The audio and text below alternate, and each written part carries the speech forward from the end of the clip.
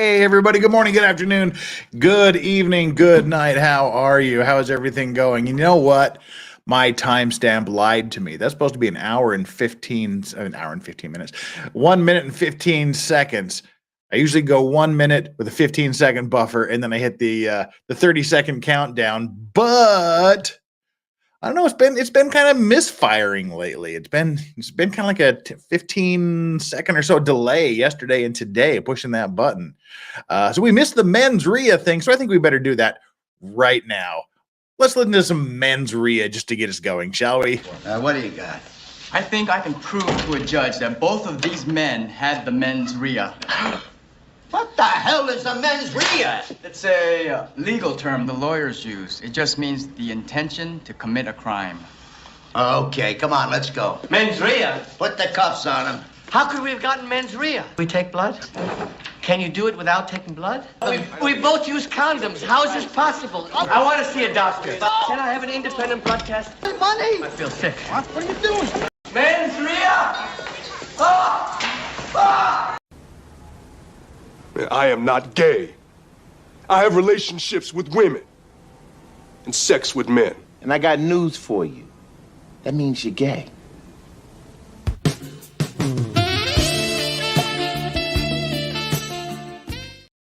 Hey, there we go. We're back in business as usual. How is everybody doing? Got that out of the way.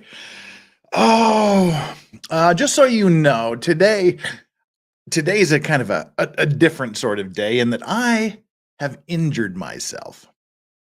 I've injured myself just by being old. It was one of those, you move wrong, and I pulled one of the major muscles in my lower back. Like to where if you move wrong, it kind of makes you go because of the sharp stabbing pain in your back. Well, so I might be DSPing a little more than usual today, just to get comfortable, because it kind of hurts to breathe in certain positions. I haven't done this for a while.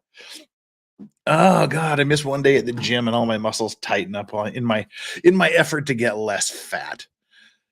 But ooh. Yeah, so I move a little bit slower than normal around the house today, which led to me actually not being able to walk across the house in time. But we're good because today's a decent day. Today is Alex Murdaugh. That's what we're doing. We're looking at some important developments in the Alex Murdaugh case. Namely, he's trying to get the judge thrown off the case. Just completely removed. Sorry. Strawberry has already checked out and is snoring peacefully on her little throne over here. So if Doggo Cam gets unleashed at the appropriate time, then we have a captive audience tonight. So any snoring you hear is just Strawberry already checked out.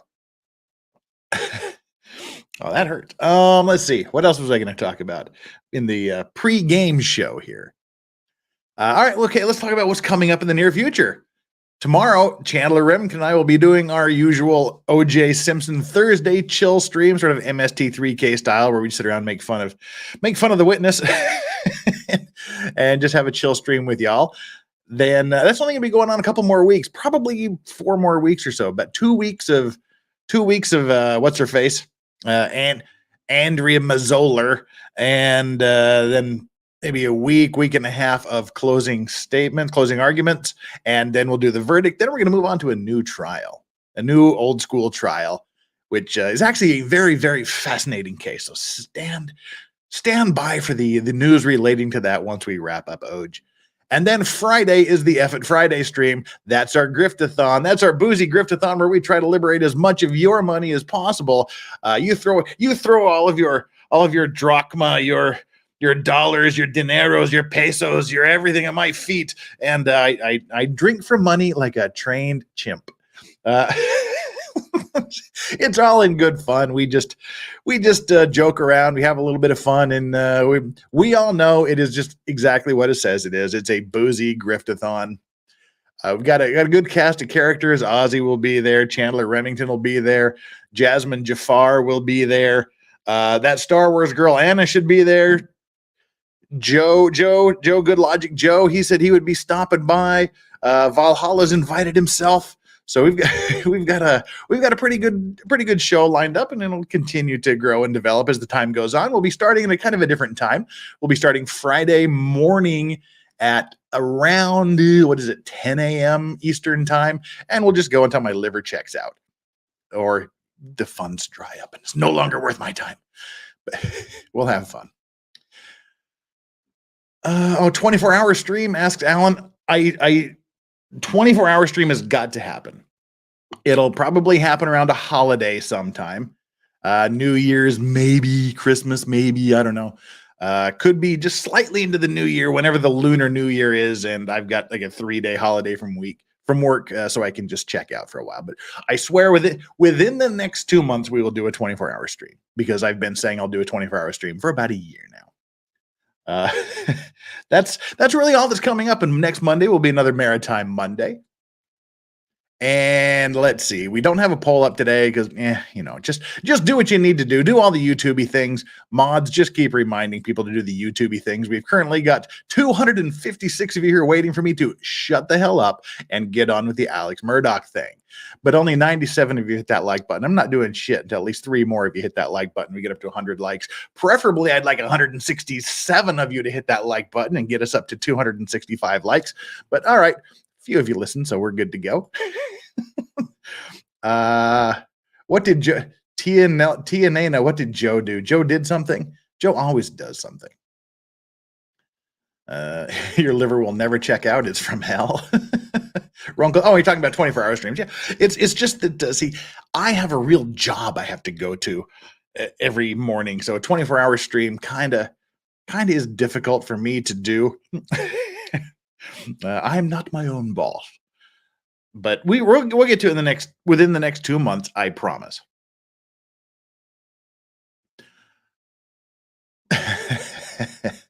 All right, you guys are funny. You guys make me laugh. So let's do a little bit of a preview into what we're going to be talking about here. And now that I've finally got the auto bright thing adjusted on the camera, it doesn't black out every time I duck my head with this nice, clean, wonderful straw hat from Miller Hats on my head. All righty. The Murdaugh murders, Supreme Court is involved. The Supreme Court is here. Well, how involved are the Supreme Court, you ask? Well, let's look at what we have to see here from Fitz News right there, where it's all happening in South Carolina. Murdaugh murder, Supreme Court asked to remove Judge Clifton Newman. Filing. Murdaugh's right to have his case heard by an impartial judge will be violated if Newman remains on the case. There's a little preview for what's going to be happening. So keep in mind, that's where we're going with this. Attorneys for convicted killer, we have to say that because he has been convicted, Alex Murdaugh filed a motion with the South Carolina Supreme Court on Wednesday, not this Wednesday, back pre-November 1st Wednesday, asking its 5 justices to appoint a new judge. All right, that sounds pretty reasonable, doesn't it? I know a lot of you don't particularly care for him. I know there was a lot of backlash for the judge, a lot of judgy hate. But what we're going to do today is we're going to lay out some detailed reasons behind this motion.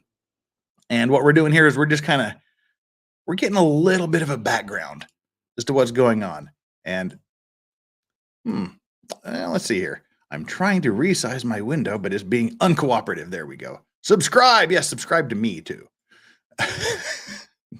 All right, there we go.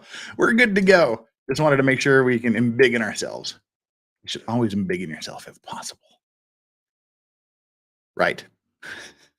They want him to appoint a new judge and grant that individual authority to oversee all future proceedings tied to his double homicide conviction and other Murdaugh-related trials. So they want him not just done from the possible murder retrial. They want him off the financial case. They want him off anything to ever do with this case ever again, unless he's coming in as a witness. Among those proceedings, an upcoming hearing on a recently filed motion submitted by Murdaugh's attorneys in their bid for a new murder trial for their client. That motion, which was sent to the circuit court last week, is based on seismic jury tampering allegations leveled in early September against Colleton County Clerk of Court. Way too much alliteration in that sentence. Colleton County Clerk of Court Becky Hill. Flux, what can you tell us about the name Becky? Flux has opinions about the name Becky. What can you tell us? Flux, reading in chat. I know you're here. Don't pretend you're not. Okay. There you go. Whose office managed Murdaugh's double homicide trial earlier this year. Can you believe it has been 8 months since this trial wrapped up? That's right, Flux. Flux knows. Flux has put it out there for the entire world to see. I've got so many damn windows open here. Where are we? Flux. Oh, you haven't come up yet on the screen. I can see you. There you go. Flux knows. Becky is a hoe name. Unless it's any of you Beckys here in chat. It certainly doesn't apply to you, because that would just be rude. Now that we've got that out of the way, Hill has denied the tampering allegations. And early reports indicate there is some substance to her denial. Yeah, there's some differences there seem to be. We went over that last week. There's some of the jurors are not agreeing with what was alleged, but there still is some agreement going on. It's not a complete across the board denial or refutation of what's been argued. There's a little support for it, and there's a little support against it, which is why it's going to have to go to a judge to decide whether or not to actually grant a new trial. That's why, as we're going to see later, the defense does not want this judge, to be determining whether or not there should be a new trial.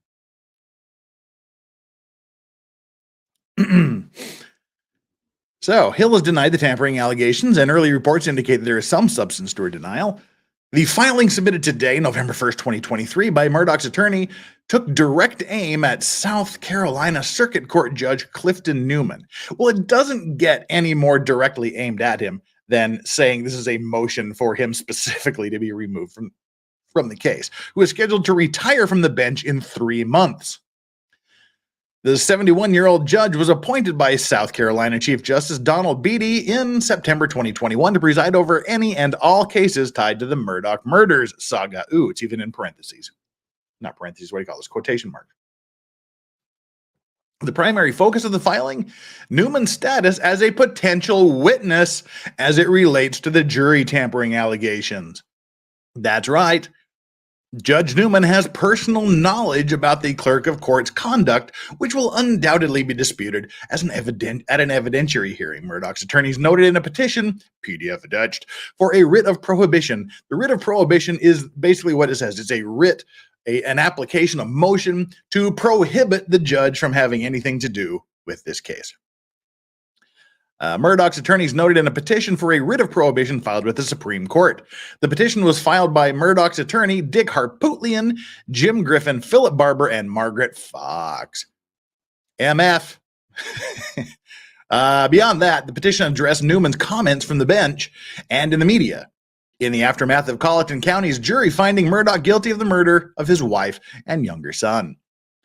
Here's a little bit of a preview from what we're going to be reading in just a little bit. Judge Newman made numerous statements in violation of the Code of Judicial Conduct that requires his disqualification from presiding over further proceedings in the matter, the attorneys noted. These statements include congratulating the jurors for returning the correct verdict, statements at sentencing, evidencing personal bias, and statements in public interviews after the trial, including an interview on a nationally broadcast news program, in which Judge Newman stated his personal opinions regarding Mr. Murdaugh's guilt, legal issues on appeal, and strategic choices by Mr. Murdaugh's counsel during trial. The defense is saying those are all things you're not supposed to do. Accompanying the petition was a separate request from Murdaugh's attorneys asking the court to stay all trial court proceedings involving Newman pending his decision on the matter. So they want everything frozen until the Supreme Court rules on whether or not to remove Newman from the case. A stay of trial court proceedings would serve the purpose of a temporary injunction to preserve the status quo until the court rules on the merits of Mr. Murdaugh's petition, the motions noted. The Murdaugh trial, which ran from January 23rd to March 3rd. Time goes fast, doesn't it? Wow. It resulted in the 55-year-old disbarred attorney. And doesn't he look older than 55? He's a year older than me. He just seems like he looks like much older. It's something, I don't know. Anyway, doesn't matter. He's the disbarred attorney and accused/admitted fraudster from Hampton, South Carolina, being found guilty of the murders of his wife, 52-year-old Maggie Murdaugh, and younger son, 22-year-old Paul Murdaugh, on the family's hunting property on the evening of June 7, 2021.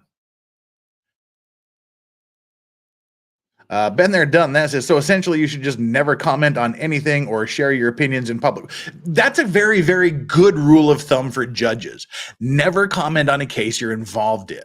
I don't know if you were being facetious or snarky or whatever, but that is actually very, very good advice for a judge. If it's a case you've worked on, shut up about it. Don't talk about it. The maze of associated criminality and the web of lies spun to sustain it also enraptured audiences.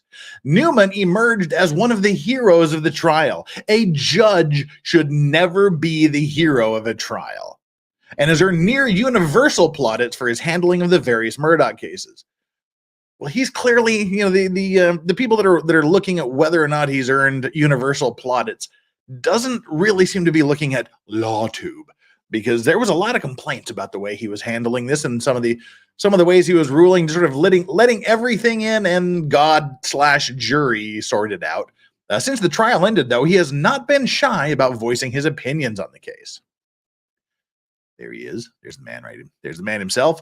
The filing for Murdaugh's attorneys echoed concerns I raised in an editorial published over the weekend. In that opinion piece, I wrote that Newman's stated views on the case delivered from the bench during an address to his alma mater and in the media were sufficient to warrant his recusal.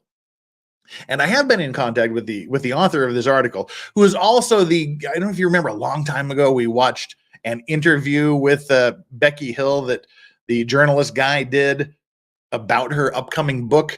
Well, this is the guy. So we're trying to arrange a time to get him on to talk a little bit more about the Murdaughs, their influence in the area, Becky Hill, et cetera, et cetera. Try to get a little inside information from him. We're trying to work on a time to do that. So I wrote that Newman's stated views on the case delivered from the bench, blah, blah, were sufficient to warrant his recusal. Given his status as someone who has now clearly articulated his views on the matter, thus creating for himself a stake in the outcome of this hearing, surely Newman must see he can no longer simply sit impartially in judgment of Murdaugh.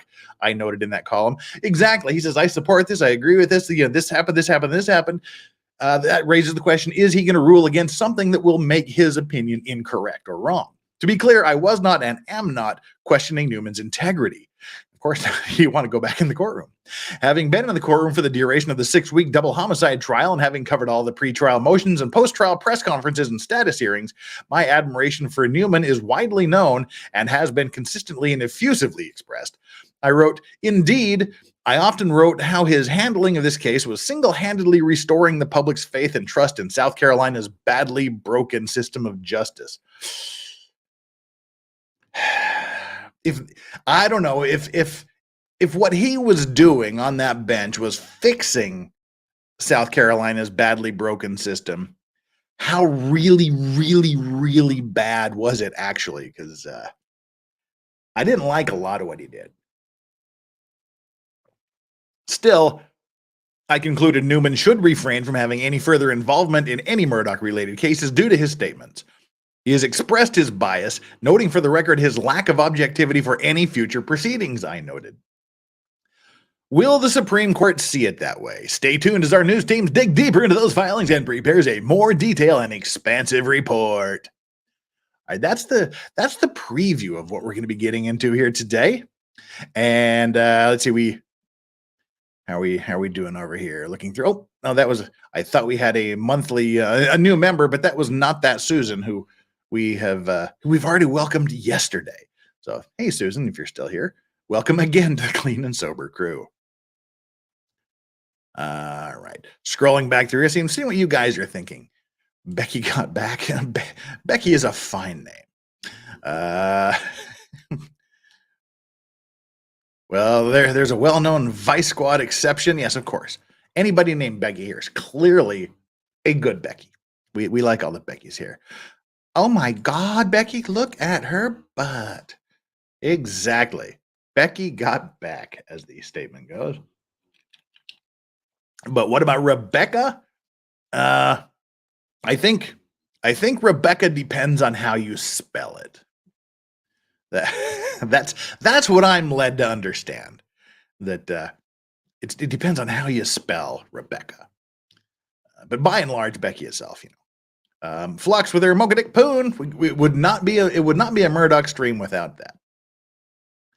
All right, that kind of brings. Well, I thought it brought us up to there we go. Looks like we're kind of caught up here on the comments. Right. Oh, hey, not that Susan. There you are. You feel very welcome. You've been welcome 3 days in a row because that's how awesome you are. All right. Lady McDonald, Jeff, that was too sweet to come out of your mouth. What? We need to work on your Valley ghetto voice. Oh, those of you that know, we've gone like totally back, like, to the Valley Girl days, because like that was all the rage when I was like growing up. And you want to throw in like a little vocal fry, and then you're like totally in the Valley, like, oh my God, look at her. Yeah, no. Sorry, we're not going to go down that vocal fry Valley Girl thing again. But because we've got a lot of ground here to cover. All righty, let's see. The Valley Jeff is a well-known Jeff. Like totally, I'm like totally well-known. Oh my God. It's like, my mother, she like totally lived in San Bernardino, as you're supposed to pronounce it, San Bernardino, for just like totally ages. Anyway. Oh God. All right, I will stop. That's none of you, literally none of you came here to hear that, myself included. So we'll put that on the shelf, and we need to get into this motion that was filed with the Supreme Court very, very quickly, because I hope you all brought your drinks, your food supplies, your prepper materials, your popcorn, whatever, because this motion filed with the Supreme Court is 265 pages long. But mercifully, we're not going to read all of it.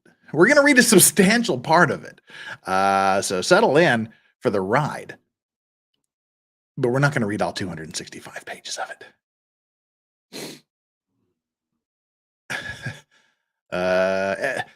I almost called you Ezra again. Urza's art, stop going to make fetch happen, and it's not going to happen. By the way, merch down below, the Give It a Whirl stuff was designed by Urza here, and Urza, I'm ordering stuff probably tomorrow, and Urza designed this, or Urza is gonna get some of the merch from me. So yeah, any of you that bought the Give It a Whirl stuff, that's our designer right there. And before we jump into this, one last thing here, legal vices. How can a court determine whether or not a judge is biased in future trials without simultaneously coming to a conclusion that can be interpreted as there was bias in the murder trial? Well,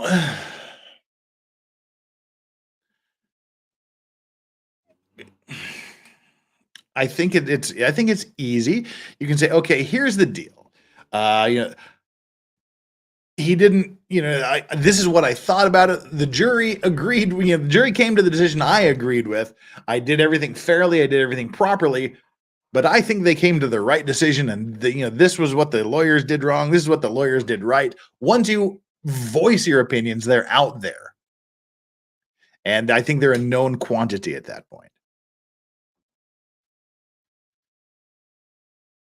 And I mean, we'll get into the motion, and you'll see the legal reasoning behind all of this.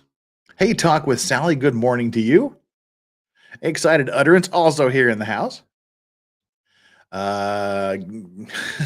Adriana says, bring the Jew roars in. We'll bring the Jew roars in. Letting off celebratory balloons, the verdict was a subtle hint at his bias. Yeah. All right, let's bring this on up. No super chats to read. As soon as super chats come in, we will start reading them. Unleashing Doggo Cam achievement. If that achievement is achieved, because that's what it is, it's an achievement. It's all leaving it all up to you. All right, let's sharing the window. Is this the window we want to share? This is the window we want to share, isn't it? There we go. All righty. Embiggen this. Oops, we do not want it on edit mode. And let's see. Is that big enough for the both of us? Let's see. Is this going to be? Yeah, there we go. That's too small. So we'll embiggen it to this point. And scroll on down here. Good. So we can make it one stage bigger. No, we can't. God dang it. Oh well. I'm just trying to make this fit so we can all see how it goes. No, it's just not going to go at all, is it? Just a shade under. Ah, there we go. That fits perfectly. Chat, be nice, you degenerate. All righty. Here we go. Settle in, grab your drinks, grab your popcorn, because as you can see down here, it is 265 pages long. We're going to read probably 15 or so pages here in the next little while and talk about it. In the state of South Carolina, in the Supreme Court, Colleton County Court of General Sessions, the Honorable Clifton B. Newman, Circuit Court Judge, case number whatever it was, Richard Alexander Murdaugh, petitioner, the Honorable Clifton B. Newman in his capacity as a Circuit Court Judge, and the state of South Carolina as respondents. Petition for a writ of prohibition in the original jurisdiction of the Supreme Court. Expedition consideration requested. Leah Zavios has become a new member. Thank you so much for becoming a new member of the Clean and Sober crew. Welcome, welcome. The ship's bell gets rung for anyone boarding the Lorax, the SS Lorax. Our little vice squad chat over here. Thank you so much for becoming the newest member. So what this means here, in the original jurisdiction of the Supreme Court, ordinarily the Supreme Court is what is known as the court of last resort. It's you go through the first instance court, usually the district court, then you go into the appellate court, the court of appeals, then as your last resort, you take errors of law and questions of law to the Supreme Court. But in certain cases, such as this, they're saying the Supreme Court has the initial jurisdiction. You don't have to go through the entire appellate process to get to the Supreme Court in questions such as the one that's being presented here. So that's what it means by in the original jurisdiction. The Supreme Court has the original jurisdiction over this, and you don't have to go through the levels of appeal to get there. Now, see, this is something interesting that I didn't know, like Richard Harpootlian, Dick Poon over here, and Phil Barber work for Richard A. Harpootlian, PA, and James Griffin and Margaret N. Fox work for Griffin Humphreys, LLC. Up to this point, I had thought that they all worked together in the same office. Griffin and Harpootlian work in completely different offices. But their post office boxes are really close to each other. One is P.O. Box 999, the other is P.O. Box 1090. So they're less than 100 boxes away from each other, which, could be about 2 or 3 rows, depending on how many post office boxes are in a row. So their post office boxes are neighbors. Introduction. Pursuant to Rule 254B of the South Carolina Appellate Court Rules, petitioner Richard Alexander Murdaugh hereby petitions for a writ of prohibition to issue in the original jurisdiction of the Supreme Court, prohibiting, this is what they want to do, prohibiting the Honorable, they want to prohibit the Honorable, prohibiting the Honorable Clifton Newman, Circuit Judge, from adjudicating Mr. Murdaugh's pending motion for a new trial, or presiding over future trials of indictments against him. Judge Newman presided over a 6-week trial in which Mr. Murdaugh was convicted of the murders of his wife Maggie and son Paul. The basis for Mr. Murdaugh's motion for a new trial, again, we read you a little bit from the article. This is the summary in the motion. This is the skeleton of what they're going to be arguing over the next million pages. The basis for this petition is that Judge Newman has personal knowledge about the clerk of court's conduct, which will undoubtedly be disputed at an evidentiary hearing on the motion for a new trial. Do you remember, this goes back to when clerk of court Becky Honame Hill was talking about one of the jurors. She was talking to one of the jurors, and the judge knew about it and said, oh, he was kind of upset that she was talking to them. So the judge has personal knowledge about this allegedly improper communication that took place with Becky Hill and one or more of the jurors. No, Dick Poon is just, that's the abbreviation of his name. Richard Harpootlian is just far too long. So we're going off the nickname that Flux gave him. So yeah, again, they're saying Judge Newman has personal knowledge about clerk of court's conduct, which will undoubtedly be disputed at an evidentiary hearing on the motion for a new trial. Further, after the jury returned guilty verdicts. So after they came back with the guilty verdicts, Judge Newman made numerous statements in violation of the Code of Judicial Conduct that require his disqualification. They're arguing there is no discretion in this. They're arguing that he must be disqualified from presiding over further proceedings in this matter. These statements include congratulating the jury for returning the correct verdict, statements at sentencing evidencing his personal bias, and statements in public interviews after the trial, including an interview on a nationally broadcast news program, which we'll definitely talk about here in a bit, in which Judge Newman stated his personal opinions regarding Mr. Murdaugh's guilt, legal issues on appeal, and strategic choices by Mr. Murdaugh's counsel during trial. Mr. Murdaugh's right to have his cause heard, cause or case, same thing, his cause of action, his case. Mr. Murdaugh's right to have his cause heard by an impartial judge will be violated if Judge Newman proceeds to hear this motion for a new trial. Ordinary appellate proceedings will not be able to remedy the violation after it occurs. So ordinarily, the appeals process or things, that's for after, if something goes wrong, you can always appeal it. Well, they're saying it's once things go wrong in this instance, it's too late to appeal. There will be no possibility of getting things fixed, getting things remedied after it occurs. So we have to, and we'll see why they're arguing this. They're saying this can't remedy. We can't be left in a situation to remedy it after something goes wrong. We have to prevent something from going wrong. And there's a legally grounded reason why they have to argue that way. And we'll talk about that here shortly. Thus, Mr. Murdaugh's only recourse to preserve his rights is an extraordinary writ of prohibition. And extraordinary is the key word, as we'll see a little bit later here. They just don't give these things out, like flyers. Yeah, these prohibiting a judge from having anything to do with a case is very, very exceptional. So the only recourse to preserve his right is an extraordinary writ of prohibition from this court to prevent the violation from occurring. Holding, there's this other case here, Ex parte Jones. Holding the writ of prohibition is primarily a preventative process and is only incidentally remedial. And that's what we were just talking about. The primary purpose of this is to prevent something from going wrong. And only incidentally does it fix something that may have already gone wrong. The statement of the case. We don't need to go over all the facts.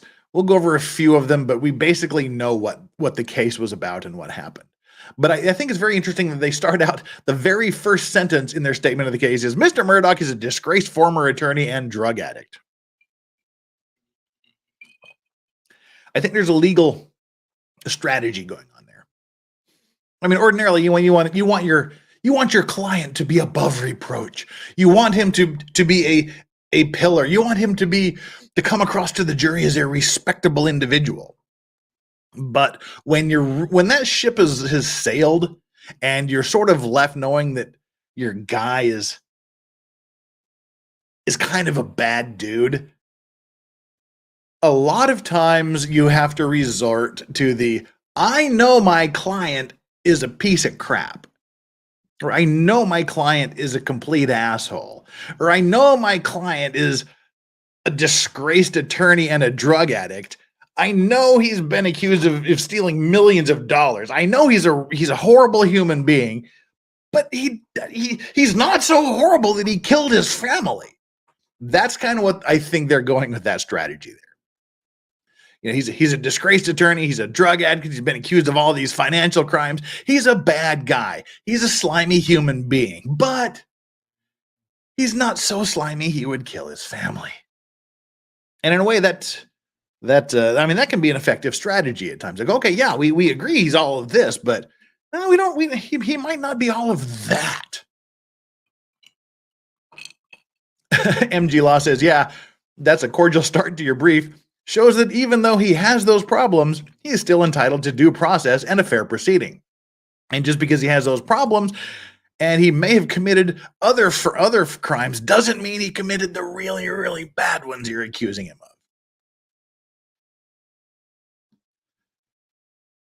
As JKD Buck 76 says, he's a damn liar and a thief. Doesn't make him a murderer. Exactly. And that's kind of what they're doing here. They can't go in and say this guy is pure as the driven snow because everybody knows he's not, because that was what he said when he took the stand in his own defense. Yeah, I did all of these horrible financial things and I stole millions of dollars from people, but I didn't kill my family.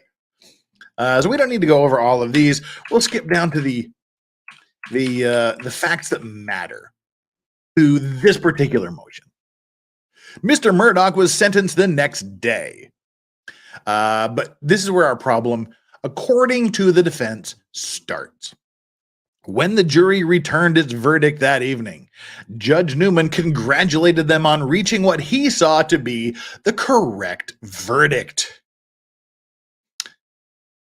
Yeah, which he did. If you watched, that's exactly what he did.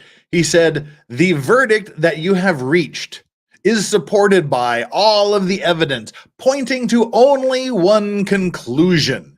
And that's the conclusion that you have all reached. So I applaud you all for, as a group and as a unit and individually, evaluating the evidence and coming to a proper conclusion. Stop being blue. There we go. So he's basically said, you did a good job because all of the evidence pointed to only one conclusion, and all of you individually, collectively, you all did the right thing, and you congratulations because you came to the proper conclusion. Well, that is not what judges are supposed to do. The most a judge should ever say, and you'll see it in almost all the other trials, they will say, we'd like to thank all of the jurors for your sacrifice and hard work and your deliberation to return a verdict in this case. Thank you for your time. Thank you for your service. You're excused. Done. That should be it. Not all this stuff that he talked about. Well, Mr. Murdaugh was sentenced the next day. When sentencing Mr. Murdaugh, Judge Newman repeatedly expressed disdain for Mr. Murdaugh's denial of murdering his own family. Mr. Murdaugh filed a notice of appeal on March 9th. 19 days later, on March 28th, Judge Newman gave a lengthy public interview about the trial at his alma mater, the Cleveland State University College of Law. In the interview, he expressed opinions about defense counsel's decision to seek a jury view of the murder scene. Okay, let me try to read that a little more coherently this way. He expressed opinions about defense counsel's decision to seek a jury view of the murder scene. There we go. From the transcript of his interview, he says, and it ended up, I thought, being helpful to the prosecution and not to the defense, though requested by the defense. So he says, yeah, that little jury visit, I think that was very helpful to the prosecution. The defense requested it, but I think it was really bad for them. He expressed personal opinions regarding Mr. Murdaugh's guilt. More of the transcript from his interview at his alma mater. But he committed an unforgivable, unimaginable crime, and there's no way that he'll be able to sleep peacefully. He also explained his reasoning for his decision to allow weeks of testimony on admitted financial crimes unrelated to the murders, which he knew to be a central issue in the then pending appeal. Oh my God, and if any of you sat through that horrific several weeks of the trial, when it suddenly stopped being a murder trial and started being a financial crimes trial. We went weeks with not hearing a single sentence uttered by anyone about anything to do with the actual murders. We just piled on for weeks and weeks and weeks about what a shitty human being he was, what a financial scoundrel he was, what a thief he was, etc., etc. And so the judge apparently explained his decision for allowing that.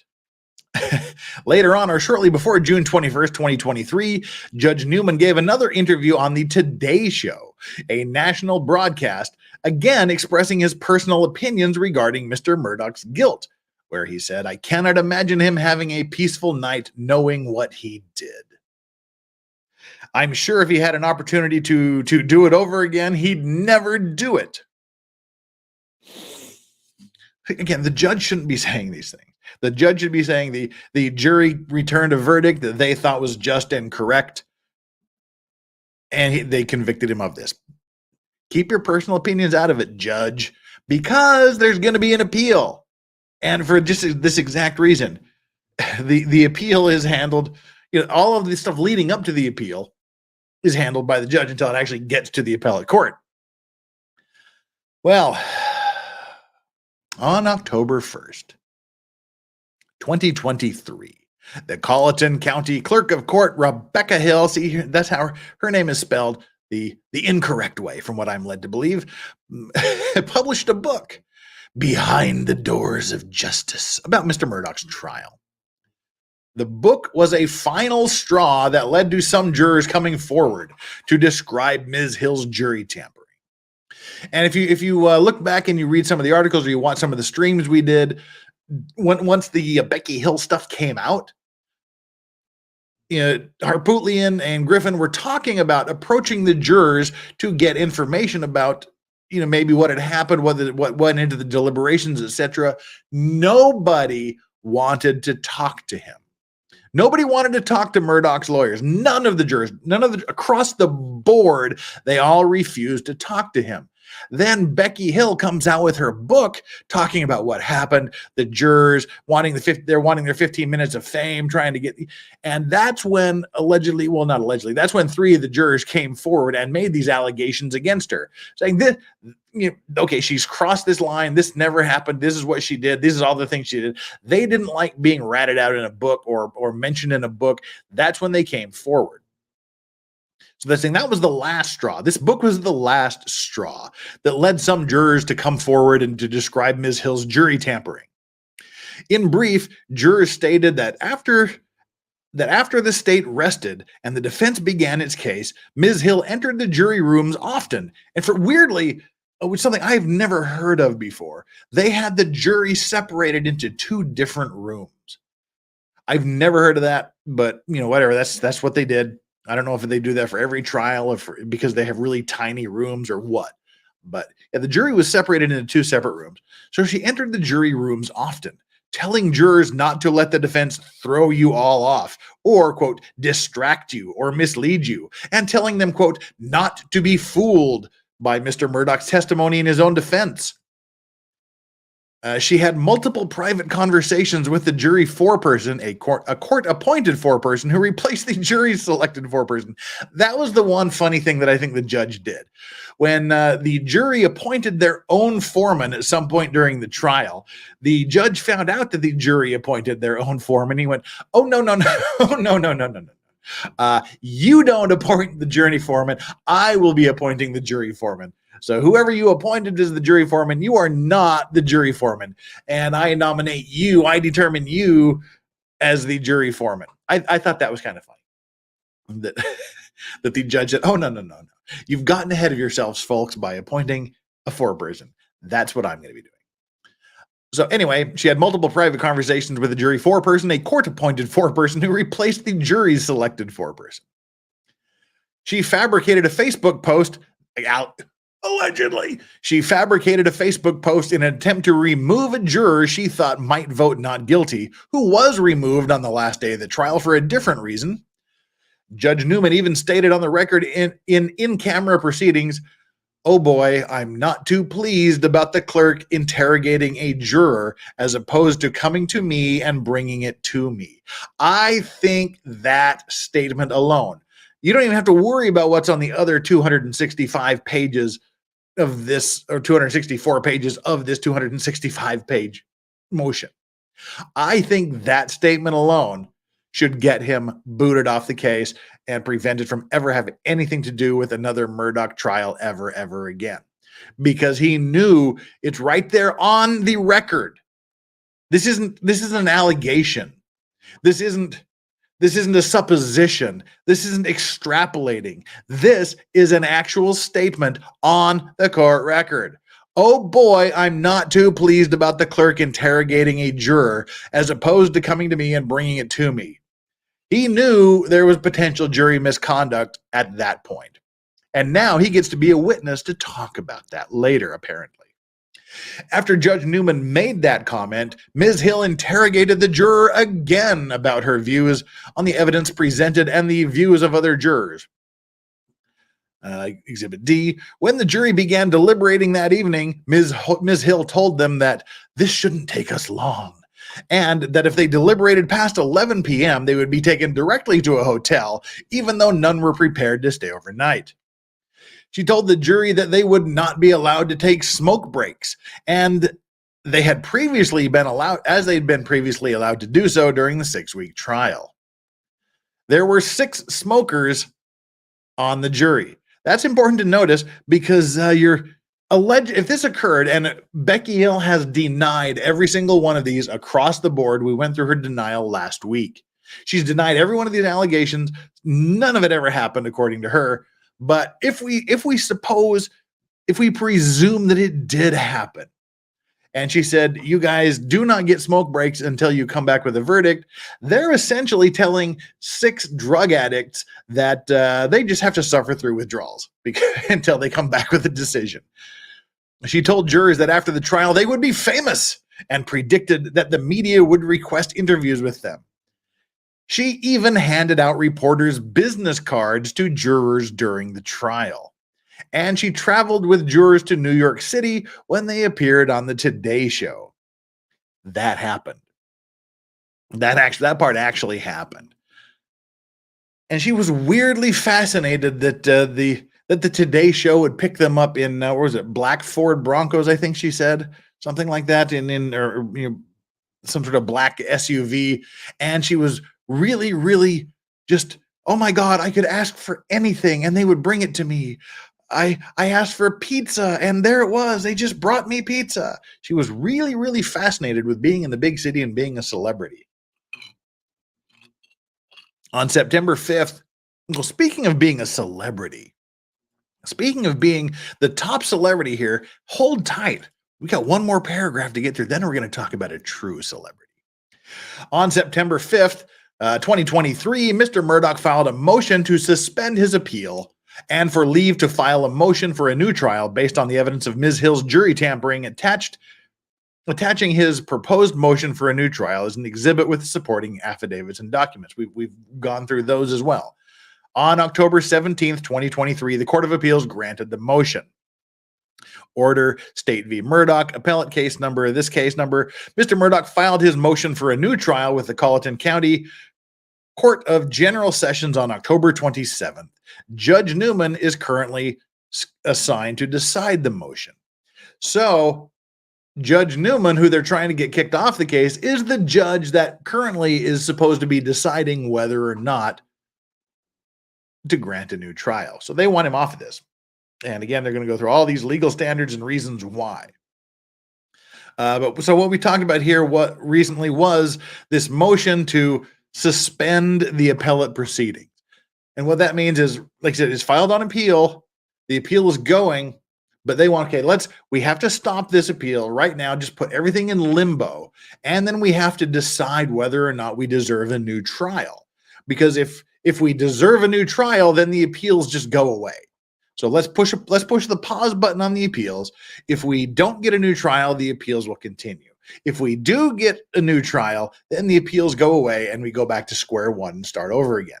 So that's what's happening right now. The appeals have been suspended. They've been put on pause, and we have to decide whether or not they get a new trial. And the judge that's the center of all this controversy is the one that decides whether or not they get the new trial. So they're making the motion to the Supreme Court to say, we don't want this guy who has been at the center of all of this to decide whether or not we get a new trial. And what follows next is all of the reasons for this.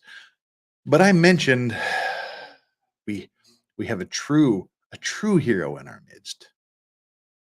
A true warrior of the Vice Racks community.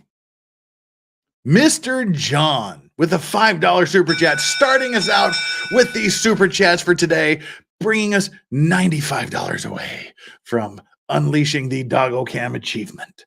Thank you so much for being the first super chat of the evening, Mr. John with a $5 super chat here. Wow, I keep wanting to say South Korea. The South Carolina courts make the California courts look great. Scary, ain't it?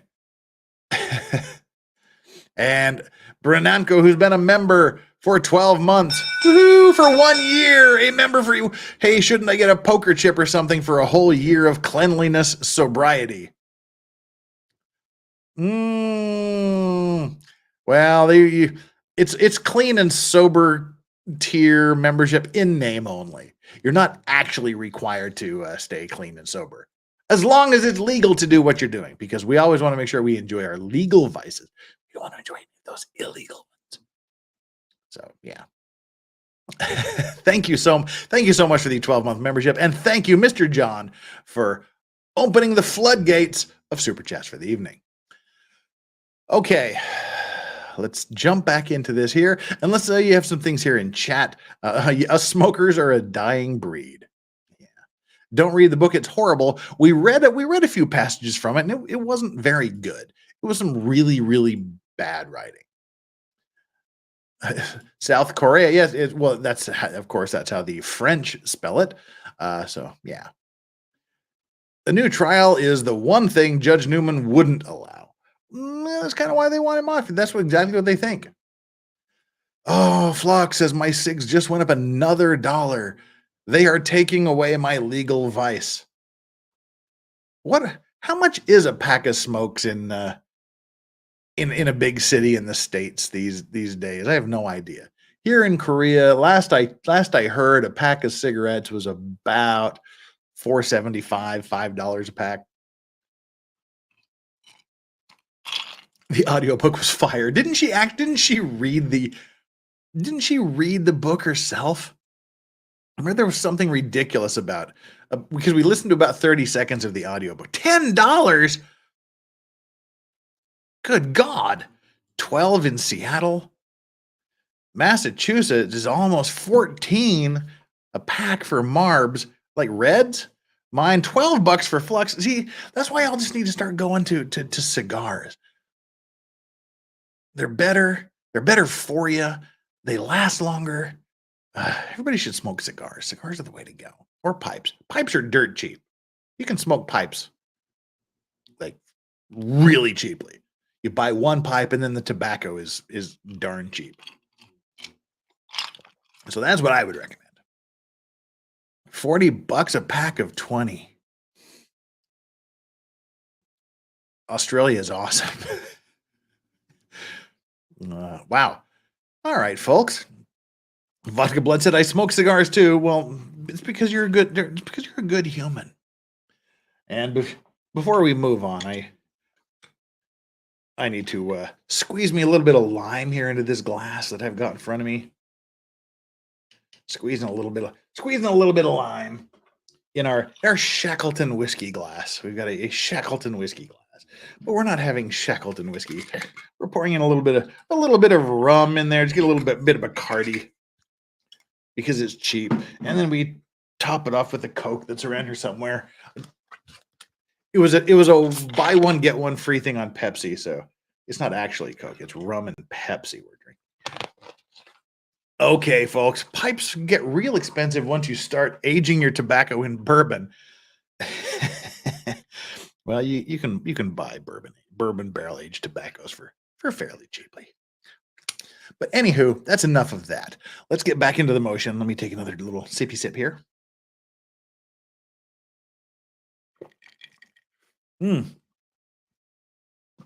Haven't had a rum and coke in a while. I need to adjust this so we have a larger field of view here, don't we? All right, folks, enough of that. We're 56 minutes into this little project here. We've got significant amounts of ground to cover. And there's 600 of you here currently and almost 300 likes. A couple hundred of you just need to get down there and do me that big old favor, hit the like button. I would love it if you would subscribe to the channel. Give me a try. We're going to cover as much of this as we can. That's what we do here. We cover trials, and we have shenanigans sometimes. So please, give me the benefit of the doubt. Reach down there and hit that subscribe button if you are subscribed or think you are. Just double check to make sure you are. All right, got that out of the way. Hit that like button. Let's keep going. Thank you, Mr. John, for that super duper amazing $5 super chat. And back into the swang of things. Let me see if I can edit this on the fly, shall we? No, it doesn't like us to edit this on the fly. What if we spread its little wings? So I'm looking at the edit field here. You can't see it, but I can. Let's see if what happens if we just stretch this out to the side? Because I want to. Oh, well, why didn't I think of that sooner? It just stretches it out a lot. It gets really, really big, and I can't see the monitor below it. But all right, I guess that's a little bit better, a little bit bigger. We can. If I go any further, it's going to cover like the entire screen, and I won't be able to see the. I won't be able to see the chat. Let me see if I can rearrange this here a little bit. There we go. Now I can see. Now I can see the chat. I just need to be able to click on it. There we go. JKD Buck, you naughty, naughty man. Okay. The legal standard. So what is the legal standard for prohibiting Judge Newman from ever having anything to do? Gouveia is much quicker at this. Well, good for Gouveia. He can also pay someone to do it for him. All right. The legal standard is the Supreme Court may issue writs of prohibition in its original jurisdiction, which is what we talked about before. They can hear that you don't have to go through the appeals process. This issue of removing the judge goes straight to the top. South Carolina Constitution, Article 5, Section 5, a party may seek issuance of an extraordinary writ in the original jurisdiction of the court by petition. No, don't watch the chat. We are talking about you, not to you. Well, fine. The ancient prerogative writ of prohibition. Ancient. How ancient is this right to have the judge recused? It has been recognized and employed in the common law system of jurisprudence for more than 7 centuries. This right, hey, Law Talk with Mike. Oh, good Lord, actual Law Talk. I'm sorry. As a well-respected and gentleman of the legal community says, sometimes you just might accidentally learn something, in which case I apologize. As that wise man once said, sometimes you might accidentally learn something. So if that ever happens, I apologize for it. But thank you very much for being here. Law Talk with Mike. Everybody go on over to Law Talk with Mike. He's part of my morning rituals. He's from Chicago, as usual.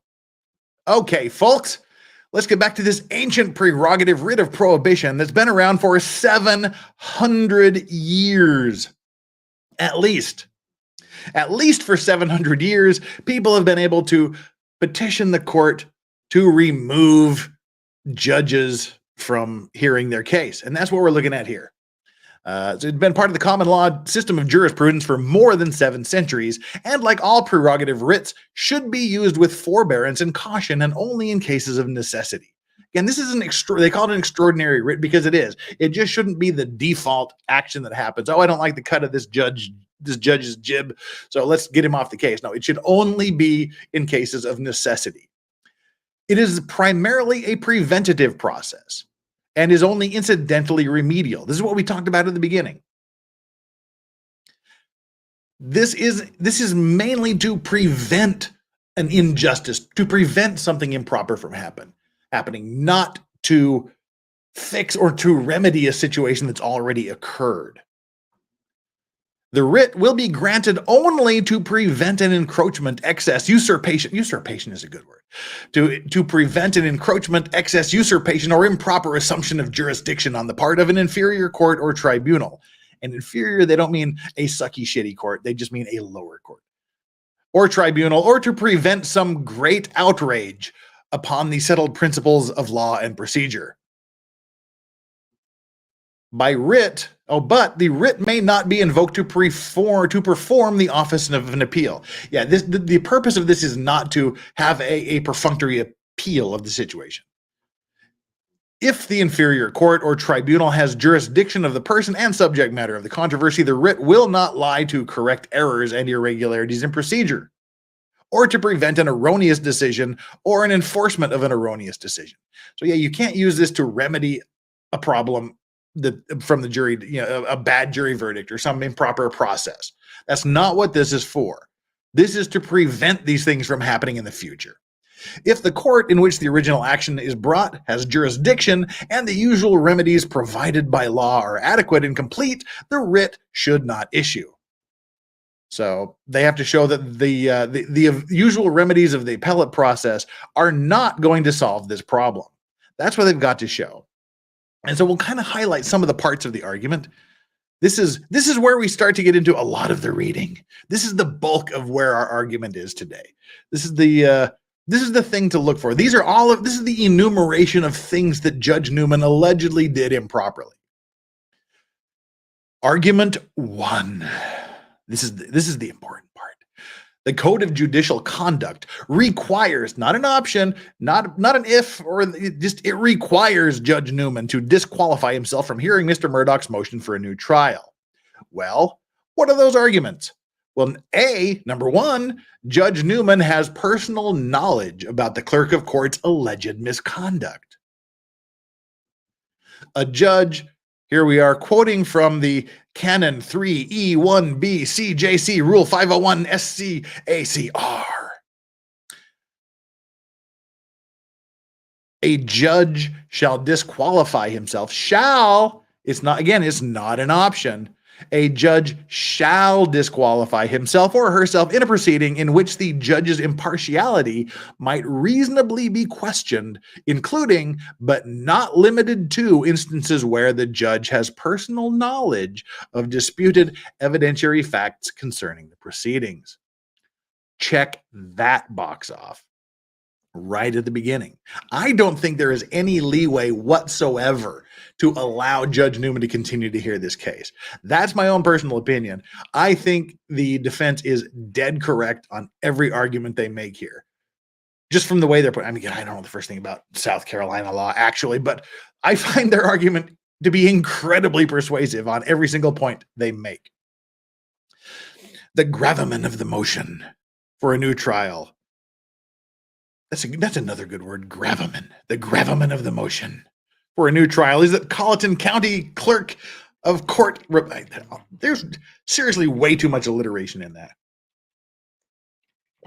I'm sure rum will help.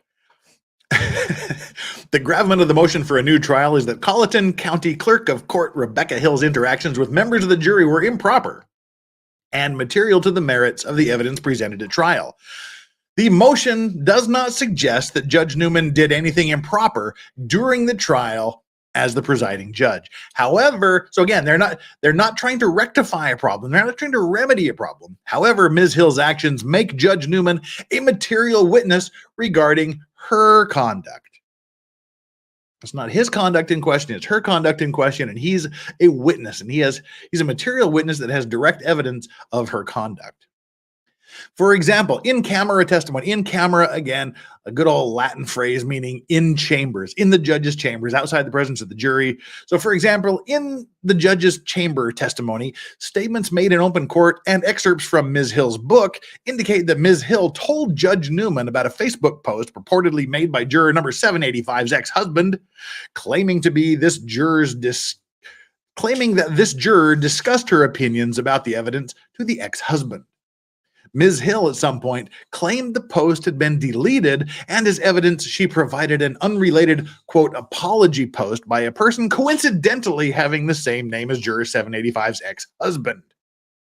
It turns out that no such Facebook post was made by anyone associated with juror 785, and that it never existed at all.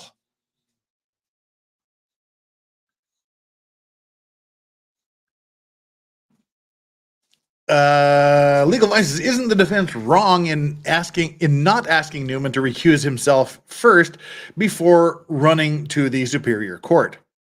No, because the Supreme Court has a primary jurisdiction over this issue. They don't have to ask him to do it first. They don't have to file any motions with him or another court to do it. They can go straight to the Supreme Court. There's nothing wrong with that, but they actually did ask him to recuse himself. It's part of this motion way down here on page like 843,612. They sent him a letter saying, "Gee, Judge, we like you. You're a great guy, but you shouldn't be hearing this." And the prosecution submitted their letter saying, "Gee, Judge, you're a great guy, and don't listen to those people." So they don't really have to, as far as I know, but they did it anyway. Yes, as Doc Ockrock says, they also did ask him. Is he lane creeping in here? We hope not. Give it a whirl. Right. Mexican Vader, what's up? It was also on camera. There's in camera and on camera. Yeah, different cameras, but yeah. Okie dokie. Statements made by Judge Newman during an in-camera hearing involving juror 785 indicate that Judge Newman and his law clerk had multiple conversations about juror 785 with the clerk of court that are not reflected on the record. The trial transcripts, Judge Newman also stated on the record on the evening of February 28th, 2023 that, quote, again, this one statement alone should be enough to recuse him and to get him prohibited from having anything to ever do with another Murdaugh case ever again. I'm not too pleased about the clerk interrogating a juror as opposed to coming to me and bringing it to me. At one point, Judge Newman indicated that he wanted to speak with the clerk of court about her knowledge of the Facebook posts. Quote, of course, the clerk, I would want to hear directly from her because when she had indicated that she read a Facebook post over the weekend referencing this is Friday, and she just mentioned it today. So now this is why he made that statement on the record, which means now he has personal knowledge of facts in dispute. Did she or didn't she? He has personal knowledge. He's involved in it. He is a potential witness about what she said, why she said it, what the conditions were, etc. So Judge Newman's personal knowledge of her actions, personal knowledge of her actions, her being Becky. So Newman's personal knowledge of Becky's actions about juror 785 is relevant to the clerk's credibility if she disputes the representations made by other jurors that she engaged in inappropriate communication with them. As a result, Judge Newman must be disqualified under Canon 3E1B CJC Rule 501 SACR. And there's actually an affidavit of a legal expert that says, in my professional opinion, he must recuse himself. We won't read that because I just gave you the gist of this. They actually got a legal scholar to give his opinion that, yeah, the judge has to go. Mr. Murdaugh raised this issue with Judge Newman via letter. That's the letter we're talking about, where they said, you've got to go, Judge. You can't do this anymore. And then there's the letter from R. Harpootlian to C. Newman, October 18th, which is Exhibit F. The state responded with a letter asserting Judge Newman's knowledge of the facts is not critical or unobtainable by other means, and therefore he need not recuse himself. That's the letter from C. Waters to C. Newman, October 25, 2023. The cases cited therein for support are inopposite. State v. Talbert is a 19th century case. So that goes all the way back to the 1800s. Is an 1800s case in which a trial court's decision to disallow testimony from a judge about a warrant issued against the defendant was affirmed because the judge's testimony was irrelevant. Well, in Ray Whetstone, there was that case concerns an attempt to subpoena the trial judge to testify regarding an ineffective assistance of counsel claim in post-conviction relief proceedings. The prudential consideration against allowing trial judges to be called to testify about trial counsel's effectiveness at every post-conviction relief hearing is obvious. They're saying it's prudent to not make judges come in and give their opinions as to whether or not they thought a counsel was effective. That's what that case deals with. So here the issue is much more unique. A clerk of court is accused of bringing fabricated evidence to the judge in an attempt to influence the jury's verdict to achieve personal fame and money in a high publicity case. Yeah, so we're not talking about these other two cases have nothing to do with the issue that's being discussed in this case. That's the defense's argument. But the issue is not whether Mr. Murdaugh may call Judge Newman to testify at an evidentiary hearing.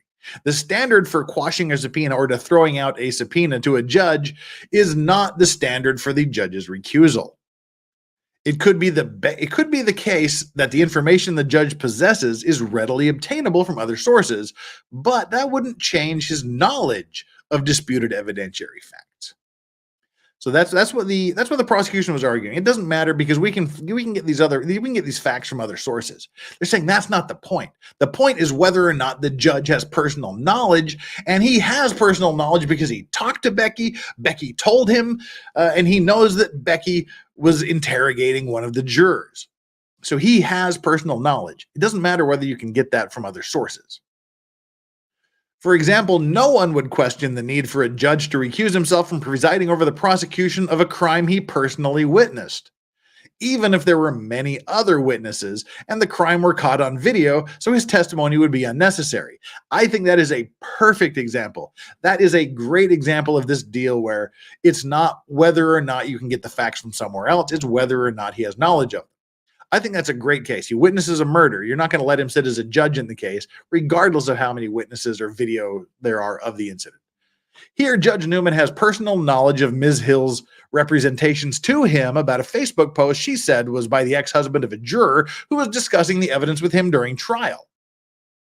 Judge Newman asked her to produce the post. She told him it was deleted and replaced with a post apologizing for it, which she did produce.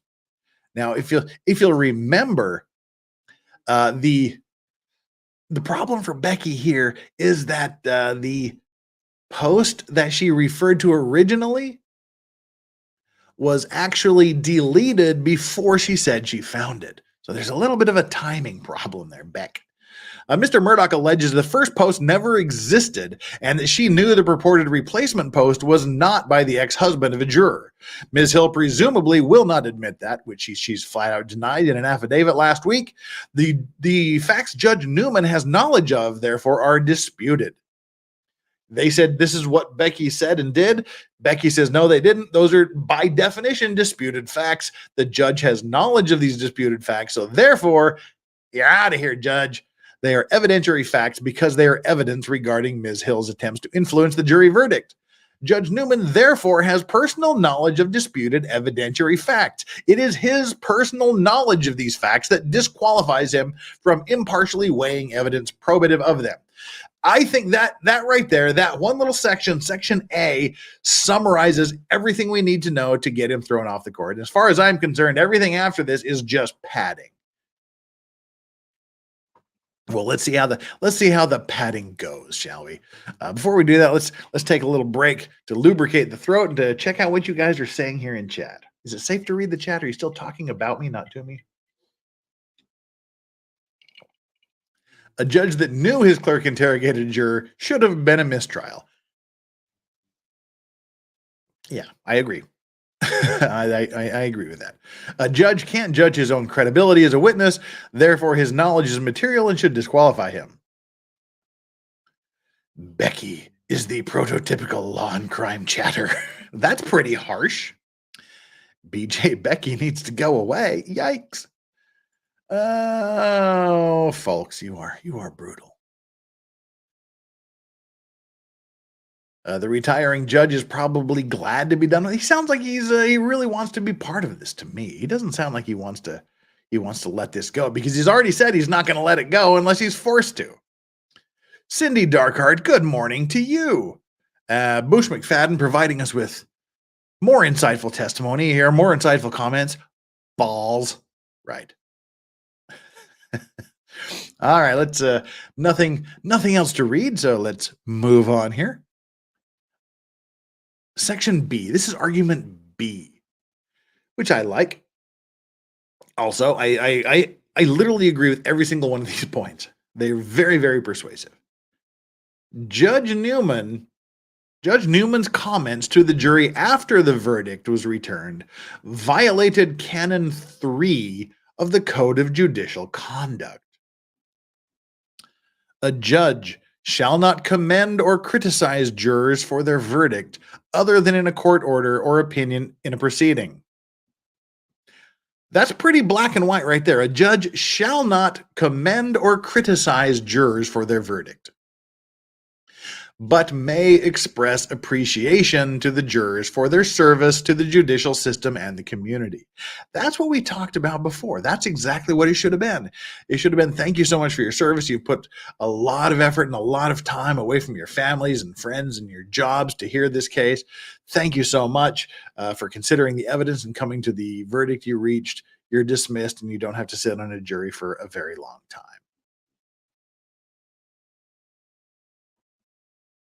Netflutter says, would vacating the verdict be appropriate considering the corruption spilling out of this court? Oh, I definitely think there should be a new trial. There definitely should be a new trial. That's what I think. I think there should be a hearing. There should be a new trial on the murder charges and going forward from that. Absolutely. That's what I think. I think there's no question there's some shenanigans going on here. Oh, that's too big. All right, that's what she said. Hey, phrasing. Hey, phrasing! Judge Newman's comments to the jury after the verdict violated the Canon 3. A judge shall not commend or criticize jurors. They just thank them for their service to the judicial system and the community. Despite this rule, at sentencing, Judge Newman told the jury, I will make no comment now as to the extent of the overwhelming nature of the evidence, but certainly the verdict that you have reached is supported by the evidence, circumstantial evidence, direct evidence, all of the evidence pointing to only one conclusion. And that's the conclusion that you have all reached. So I applaud you all for, as a group and as a unit and individually, evaluating the evidence and coming to a proper conclusion. I think that's where we run into the problem with the proper conclusion, because a judge shall not commend them or criticize them for their verdict. And they've, as they say right here, to applaud the jury for coming to the proper conclusion in its verdict is a commendation for reaching the right decision in violation of this Canon 3B. The Supreme Court of New Jersey found a judge violated the canon against commending the jury for its verdict when he merely told the judge, your verdict has been adequately and amply supported by the evidence. Just that one little statement there in New Jersey was enough to violate the law.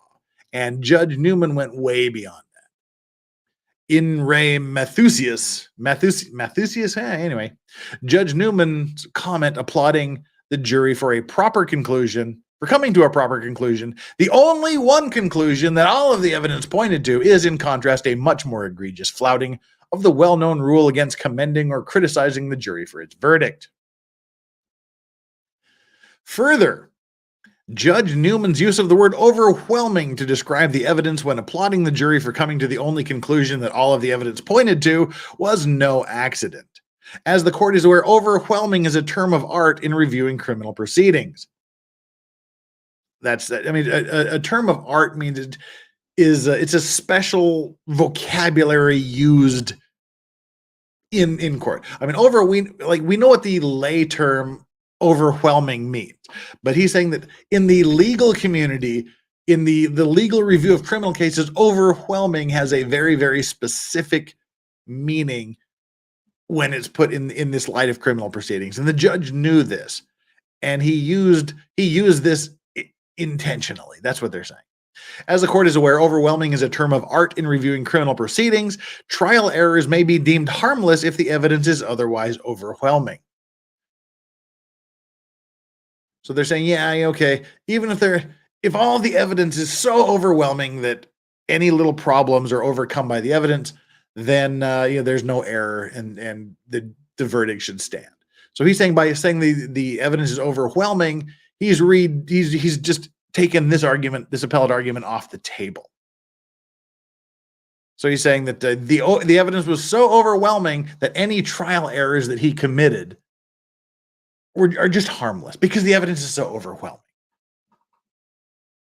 Likewise, deficient performance by trial counsel is usually not deemed prejudicial if the evidence is overwhelming. And so like overwhelming has a special legal meaning used in this context.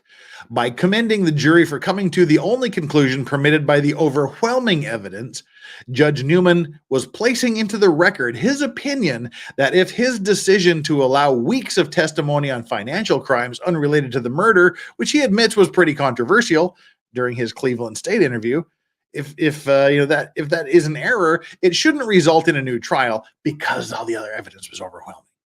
Likewise, in his opinion, any issues raised in post-conviction review proceedings should not result in a new trial. Judge Newman broke a binding rule of conduct to opine on the record that any errors discovered in the trial proceedings, whether on direct appeal or collateral review, should not result in a new trial. That shows bias against granting a new trial, even if warranted. Can't disagree with that. That brings us to the end of the second argument they're making. And Alan 69 makes a great argument here as well. Please don't forget to hit that thumbs up, that like button, and subscribe if you haven't already subscribed. A big heart. You can't deny that is a great statement as well. The new trial should come out of his pay. Oh, if only that could happen. And only Ice Kit Kat says, I watched the whole trial and there was nothing that was overwhelming in the murder, but there was in the financial. I agree with you, only Iced Kit Kat. JKD Buck says the only overwhelming thing from this case was the stench of bullshit emanating from Waters and the bench. As far as the murder conviction goes, I'm inclined to agree with that sentiment. Paul Diab, you've changed your name from Paul Muad'Dib, I believe. I'll allow it. Yes, that's the refrain we heard throughout the trial. I'll allow it. Okay, well, let's see what the third argument is as we work our way through these particular arguments being made. And again, thank you all to the 600, exactly 600 of you here right now. Thank all 600 of you for being here and listening to this motion to the Supreme Court of South Carolina as to why Judge Newman should be removed from the trial and any other trial that has anything to do with Murdaugh. Thank you so much. Let's see. Judge Newman's statement at Mr. Murdaugh's sentencing shows personal bias in violation of Canon 3 of the Code of Judicial Conduct. Yup. A judge shall perform judicial duties without bias or prejudice. That seems pretty straightforward, doesn't it? A judge shall not, in the performance of judicial duties by words or conduct, manifest bias or prejudice. Canon 3B 5CJC Rule 501 SCACR, the commentary to the canon states, a judge must perform judicial duties impartially and fairly. A judge who manifests bias on any basis in a proceeding impairs the fairness of the proceedings and brings the judiciary into dispute. Basically, any judge who manifests bias on any proceeding makes it so everything is not fair, and it looks bad for the entire judicial process. Mr. Murdaugh denies murdering his family, but does not deny that the jury returned a guilty verdict, and that it would be appropriate for the sentencing judge to comment with disapproval on the commission of such a horrible crime. See United States v. Guglielmi. That's a name and a half. Where it says the personal bias, a grounds for disqualification, is to be distinguished from judicial bias, and does not include views based upon matters arising during the course of the litigation or upon general attitudes common to the public generally. But Judge Newman's comments at sentencing show personal bias. Shows personal bias. So again, I guess the way to explain that would be, it would be judicial bias to say you've been convicted of this horrible crime, and anybody that would commit such a horrible crime, should be viewed with disapproval by society or something like that. But they're saying here the judge was very personal about it. And he made these comments about Murdaugh and his family and not being able to sleep at night, et cetera, et cetera. So he changed it from a general statement about how everybody that commits these horrible crimes should be something very specific and personal from him to the defendant, or the convict at this point, I guess. But Judge Newman's comments at sentencing show personal bias regarding Mr. Murdaugh and his family that is well beyond the general attitudes common to the public generally about murder.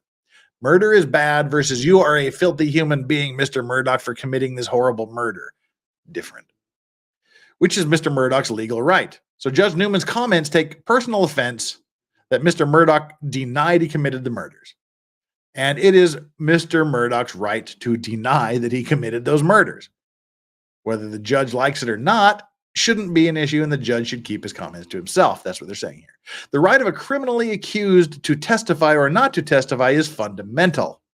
Fundamental to a personal defense is an accused's right to present his own version of the events in his own words. The court's outrage that Mr. Murdaugh presumed to defend himself is a manifestation of personal bias against Mr. Murdaugh, arising from other acts that occurred years before the murders, and from the prominence and privilege Mr. Murdaugh's family enjoyed, and to which Mr. Murdaugh abused.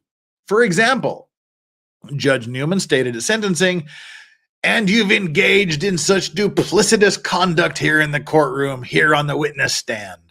But amazingly, to have you come and testify that it was just another ordinary day, that my wife and son and I were out just enjoying life, not credible, not believable. You can convince yourself about it, but obviously you have the inability to convince anyone else about that.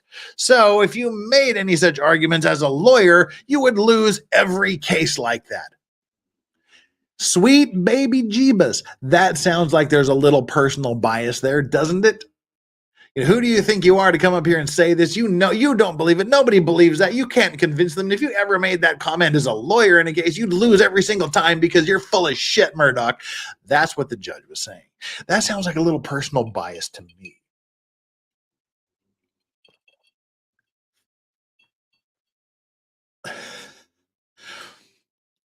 I think they're right. On the witness stand, Mr. Murdaugh admitted all his financial crimes. That's not really going to help him in the financial crimes trial coming up, is it? But denied murdering his family. That's his absolute right. Judge Newman's comments do not express the outrage common to the public generally, for which Murdaugh was convicted. Murder. But his personal outrage at how Mr. Murdaugh practiced law for many years, viewing Mr. Murdaugh's denial of murdering his family as a continuation of that dishonest conduct. The outrage could be judicial bias, not personal bias, because it was perhaps based on facts Judge Newman learned through his participation in criminal proceedings against Mr. Murdaugh, details of how Mr. Murdaugh lied to and stole from people who trusted him. But what was unquestionably personal was the outrage extending beyond Mr. Murdaugh's own conduct to the supposed conduct of Mr. Murdaugh's ancestors. So he's basically saying not only was he critical of Mr. Murdaugh, he was critical of his ancestors. When the judge said, even during this trial, the law enforcement has been maligned for the past 5 or 6 weeks by one who had access to the wheels of justice to be able to deflect the investigation. Mr. Murdaugh did lie about being at the kennel shortly before the murders, which could be called a deflection of the investigation, albeit a very ineffectual one, but that had nothing to do with being one who had access to the wheels of justice. It was a statement given to investigators. Mr. Murdaugh also briefly lied about his attempted suicide attempt because he didn't want his son Buster to know he attempted suicide. Or it was insurance fraud, one of the two. Judge Newman's comment about being, quote, one who had access to the wheels of justice to deflect the investigation does not refer to him as a criminal suspect who failed to tell investigators the truth when interviewed, nor does it refer to Mr. Murdaugh's sporadic services as a part-time unpaid assistant solicitor in which he first chaired a single trial and second chaired 4 trials with his father over a 23-year period. It refers to Mr. Murdaugh's family as a symbol of corruption in the Low Country, and specifically to his father, grandfather, and great-grandfather serving as a solicitor in the 14th Judicial Circuit for 86 years. I mean, when you think about it, that is pretty damn impressive. That the Murdaugh family essentially had a stranglehold on the judicial system for 86 years. That actually is pretty impressive. Judge Newman elaborated on that theme in his sentencing comments. And this case qualifies under the death penalty statute based on the statutory aggravating circumstances of 2 or more people being murdered by the defendant by one act or pursuant to one scheme or course of conduct. I don't question at all the decision of the state not to pursue the death penalty. But as I sit here in this courtroom and look around the many portraits of judges and other court officials and reflect on the fact that over the past century, your family, including you, have been prosecuting people here in this courtroom, and many have received the death penalty, probably for lesser conduct. Yeah, I kind of specifically mentioned his ancestors there, didn't he? Yoink. What Mr. Murdaugh's grandfather and great-grandfather did in a courtroom before Mr. Murdaugh was born has no relevance to any issue in sentencing. You think? You think? I think the judge may have gone just a little bit too far in that. Judge Newman's discussion of Mr. Murdaugh's ancestors sua sponte is evidence of personal bias. His sua sponte discussion of the death penalty, that means for no good reason. It's just something that spewed forth from his stupid pie hole for no reason that had anything to do with anything. His sua sponte discussion of the death penalty is also evidence of personal bias. Judge Newman expressed his opinion that the death penalty would be desirable in this case, reasoning that Mr. Murdaugh should get the death penalty because his family sought it for others who were less deserving of it than him. Yep. Judge Newman's comment that law enforcement has been maligned for the past 5 or 6 weeks, referring to the length of the trial, is further evidence of personal bias against Mr. Murdaugh and against his counsel. Defense lawyers have a duty to challenge the quality of the investigation that generates evidence against their client. And this is from, excuse me, this is from State v. Petaway. As a defense attorney, you have a duty to question and challenge the state's evidence. You have a duty to investigate these matters and use the means at your disposal to conduct that investigation. You have a duty to test the state's evidence. In this case, the lead investigator admitted under cross-examination that he provided false testimony to the Colleton County grand jury to obtain indictments. Y'all remember that shit? Y'all remember that when the lead investigator admitted under oath in open court that he lied to the grand jury to get an indictment? That right there should have been a straight up not guilty verdict as far as I am concerned. When you have the lead investigator admitting that they fucking lied to the grand jury to get an indictment, that right there, that's right there where the jury just should have said, all right, we've heard enough, not guilty, let's go. Anyway, so that happened. sorry to get up on that little mini rant there. Mr. Murdaugh's lawyers worked many hours after midnight and on holidays to prove the state fabricated evidence that Mr. Murdaugh's t-shirt was stained with human blood in a pattern unique to gunshots. Again, yeah, that was part of that was what it was all about. They went with the grand jury, said, "Oh my God, his T-shirt had all of these, this gunshot pattern blood all over it," which was 100% absolute, complete, and utter bullshit. I mean, this is not an interpretation. He just freaking lied. And outside of that grand jury investigation, you never heard shit about that T-shirt because it was all quite literally a bloody lie. All right, they fabricated evidence of Murdaugh's T-shirt was stained with human blood in a pattern unique to gunshots. The effort to prove this was a fabrication, was successful. The state conceded the point and did not attempt to introduce the fabricated evidence. Good choice. The state's expert admitted GPS data on Maggie Murdaugh's phone for the night of the murders, which would have conclusively proven whether Mr. Murdaugh ever had possession of her phone after the murder, was overwritten conveniently overwritten and lost because it was left powered on for a week in SLED's forensic laboratory while not secured in a Faraday bag or box. Pretty bloody convenient that literal possible exculpatory evidence was just somehow accidentally overwritten because it was left out for a week. There are many other examples that Judge Newman would state on the record that these efforts were objectionable maligning of law enforcement rather than the defense attorneys doing their job as evidence of personal bias. Here for the truth is late but in attendance. Well, better late than never. Welcome. We're going to be here for a bit longer so you can sit back and enjoy all of this. We're just going through our motion, the defense's motion as to why Judge Newman should be prohibited from having anything whatsoever to do with this case or any other part of the Murdaugh ever again. Flux does have a Faraday bag for some reason. For whatever reason you've got him, I don't. Moving on to the next allegation against Judge Newman, which again, as I've said, I agree with. Judge Newman's extrajudicial statements after Murdaugh's trial violated Canon 3 of the Code of Judicial Conduct.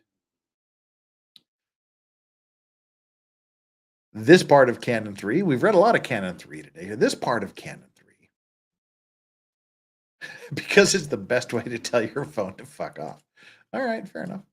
A judge shall not, while a proceeding is pending, a judge shall not, while a proceeding is pending or impending in any court, make any public comment that might reasonably be expected to affect its outcome or impair its fairness, or make any non-public comment that might substantially interfere with a fair trial or hearing.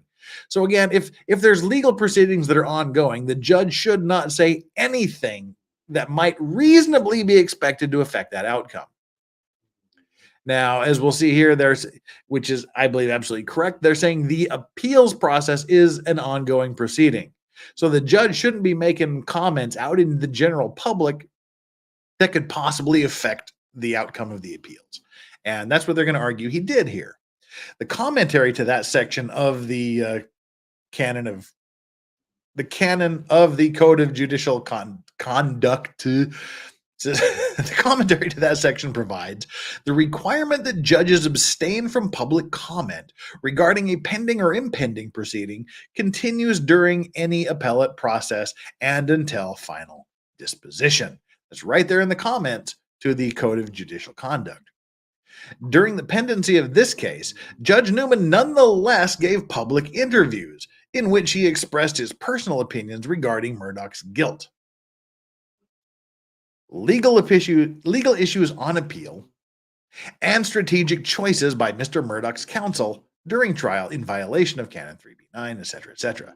It is almost unheard of for a judge to give interviews about a pending case. That's what I said at the very beginning. You shut your mouth, you don't say anything, you don't give interviews. That's it. Even in cases in other jurisdictions. See all of these other cases as amended on denial of Rach and Rachenbach. That's like something from Cthulhu there. That's like, Cthulhu Fanachen. Anyway, judges are generally loath to discuss pending proceedings with the media. There's a reason that judges are generally loath to discuss proceedings with the media. It's because shit like this happens. Because their statements can prejudice the outcome and they can screw up, they can completely intercourse up the entire proceedings. Joe DiMartino, did you miss anything? Yeah. Yeah, you did. Go back and start from the beginning after this is over. When it does occur, it is almost universally found to be misconduct. When judges you have discussions regarding pending litigation with the media, it is almost universally found to be misconduct. Yeah, it's not that Susan said he was loath to shut his yap. So then we have United States v. Microsoft. Holding a judge's press interviews about the case before him violated the rule prohibiting public comment. Another case against IBM. Granting a writ of mandamus directing a trial judge to recuse himself because of newspaper interviews he'd been given. Another case holding a judge violated canons of the Code of Judicial Conduct by publicly commenting in Time magazine and other magazines on 2 criminal cases that were pending either in his court or in the Court of Appeals. And in another case, holding a judge violated a canon of the Code of Judicial Conduct, prohibiting judges from making public comments about pending or impending proceedings in any court, which would include courts of appeal, by appearing on television to comment on cases pending in other jurisdictions. Because that's what they say, oh, he was in Cleveland. He was in another jurisdiction when he made these comments, so it doesn't really matter. They're saying, oh, it doesn't really matter. If he's in another jurisdiction, it still is improper. Judge Newman, okay, sorry. To back up a little bit here. But Judge Newman did exactly that about Murdaugh's case on multiple occasions. Judge Newman even went on a major national broadcast, the Today Show, to proclaim Mr. Murdaugh's guilt before Mr. Murdaugh's direct appeal was even briefed and before he had a chance to move for a new trial. Can y'all hear the dog snoring? Strawberry's just looking cute as hell over there on the little chair, snoring up a storm in their little bulldoggy ways. But we're still very, very far away from the doggo camp. Shortly after Mr. Murdaugh filed a notice of appeal, Judge Newman gave an extended interview about Mr. Murdaugh's case in his alma mater, the Cleveland State College of Law. The interview was held in a law school moot courtroom and was open to the public. More than 300 people attended. It was streamed live on the internet, and the recording is still available. Dun, dun, dun. During the interview, Judge Newman expressed his personal opinions regarding Mr. Murdaugh's guilt. Here's what he said in Cleveland, talking to his alma mater law school. In my mind, no doubt he loved his family. I don't believe that he hated his wife, and certainly I do not believe that he did not love his son. But he committed an unforgivable, unimaginable crime, and there's no way that he'll be able to sleep peacefully.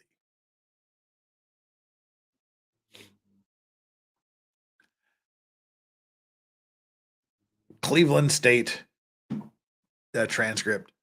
Bush McFadden, the answer to your question, I believe, is yes. Can there be a retrial based on Harpootlian sticking? Not really a retrial. I mean, well, yeah, it'd be an appellate issue. And if they say that should be sufficient grounds, then yeah. So it is an appellate issue. That they lied to the grand jury. That's a thing. Oh, Hunter Logan, hi Vice. I believe I saw on Ricada's stream you mentioned that you'd got a response. I didn't notice that it was an acceptance letter. Hunter Logan, hi Vice, says I got my first law school acceptance letter yesterday. Congratulations, Hunter Logan. There you go. We'll give you a big foghorn for that. It's the best we can do. Congratulations on that. Okay, let's get back to this. Judge Newman also commented on choices made by defense counsel. In the transcript, to commenting that defense requested site visit was more helpful to the prosecution than the defense. Also commenting that defense counsel opened the door to many other things by the manner in which they presented the evidence. He explained his reasoning for this decision to allow weeks of testimony on admitted financial crimes unrelated to the murders, by which he knew to be a central issue to the then pending appeal. So here we go. Why are we going through all these weeks and weeks of financial crime stuff? Well, let's find out. Hello, Judge Newman. One of the most kind of contentious things that happened in this trial was your decision to allow the financial crimes to come out as inadmissible prior bad acts. How did you come to that decision?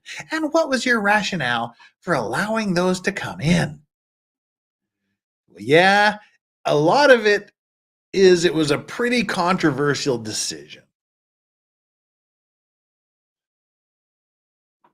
And as will be the subject of an appeal, and no case is final until there's a final ruling on the appellate issues, so I think the record speaks for itself. Initially, the ruling was going to be limited to things occurring within the res gesta of the moment of the day of the murders.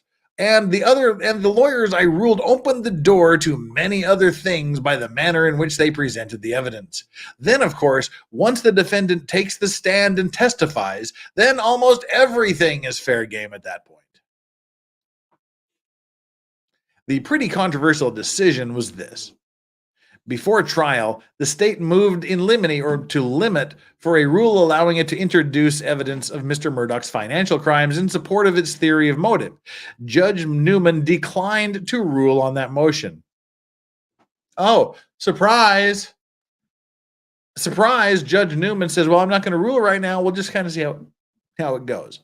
His ruling on the admissibility of prior bad acts was revealed during the trial following the examination of Will Loving, a 25-year-old construction worker who was friends with Paul Murdaugh. On cross-examination, defense counsel asked Mr. Loving about his observations on the relationship between Alex, Maggie, and Paul. Question.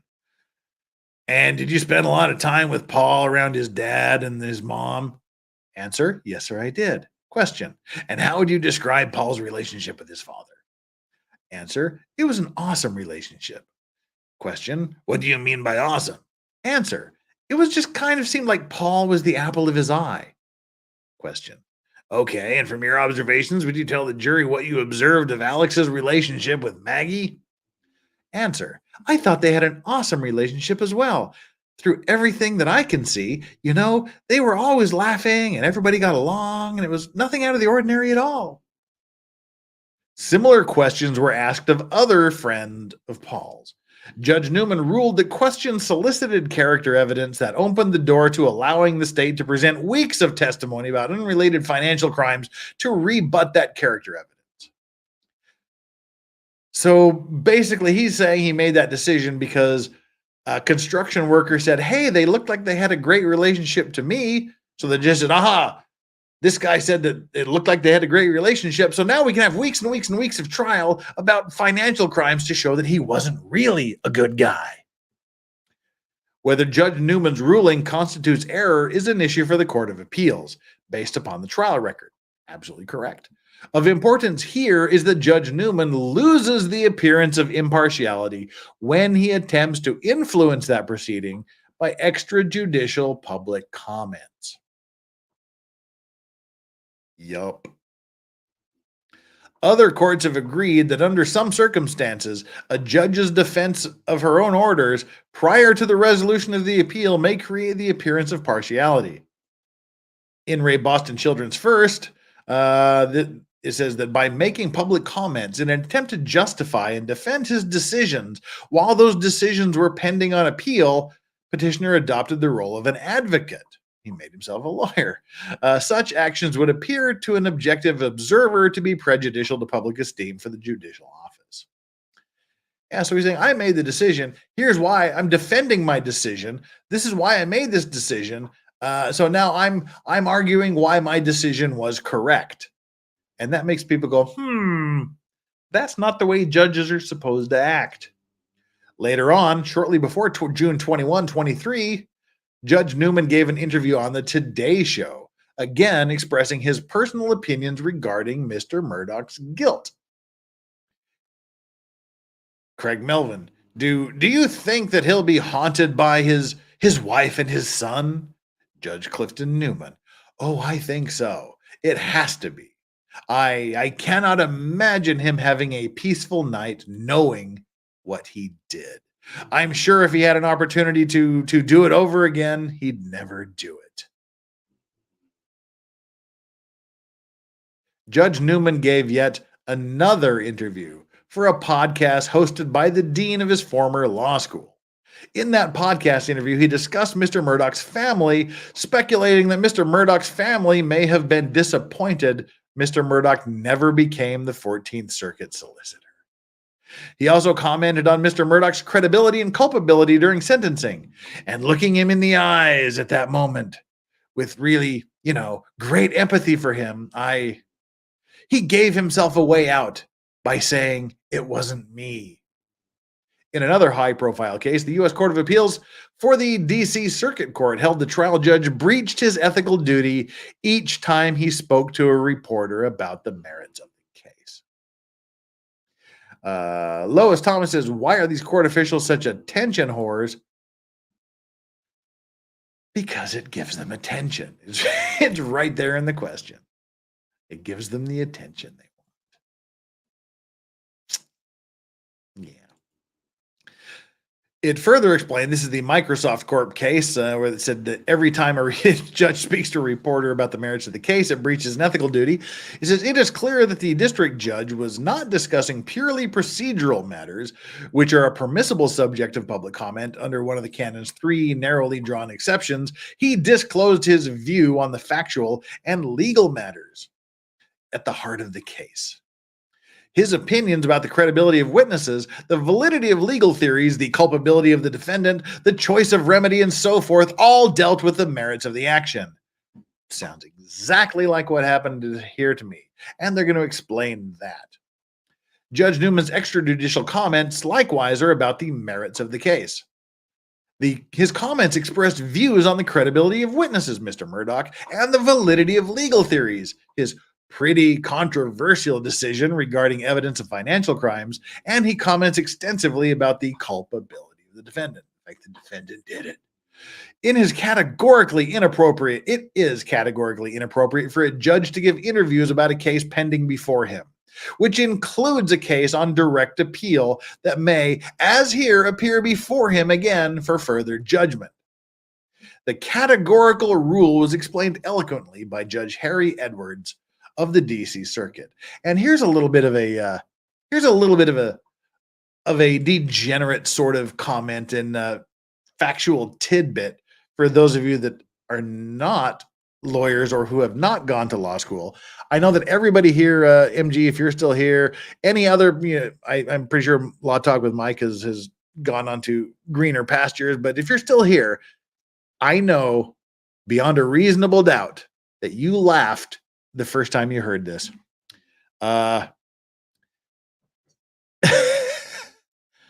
There's a how do we even talk about this? Let's see.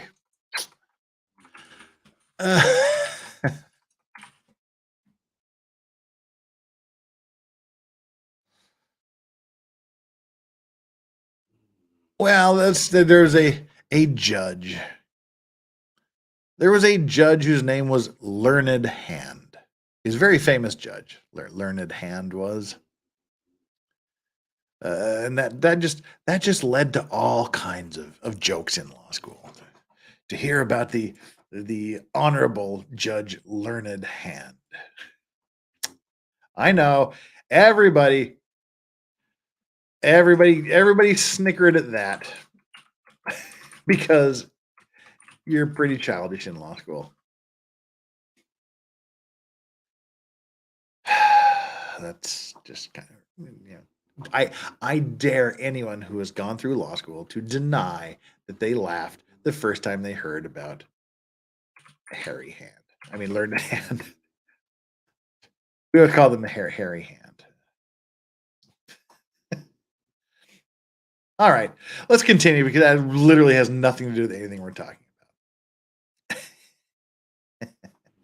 about. See, exactly. Here is this categorical rule explained eloquently by Judge Harry Edwards of the D.C. Circuit. The Code of Conduct for United States Judges states that a judge should abstain from public comment about a pending or impending proceeding in any court and should require similar abstention on the part of the court personnel subject to the judge's direction and control. The canon allows a judge to explain for public information the procedures of the court. However, the canon is clear in indicating that a judge never may discuss the merits of a pending case in a non-judicial forum, especially when he has reason to know that the parties to the litigation may appear before him again for further judgment in the case.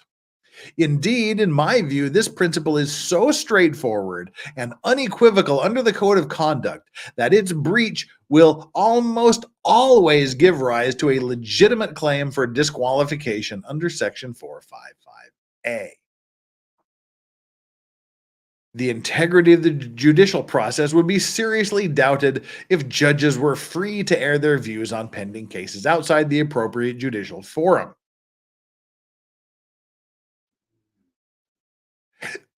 Excuse me. I just inhaled. Somehow I choked on my own oxygen. The integrity of the judicial process would be seriously doubted if judges were free to air their views on pending cases outside the appropriate judicial forum.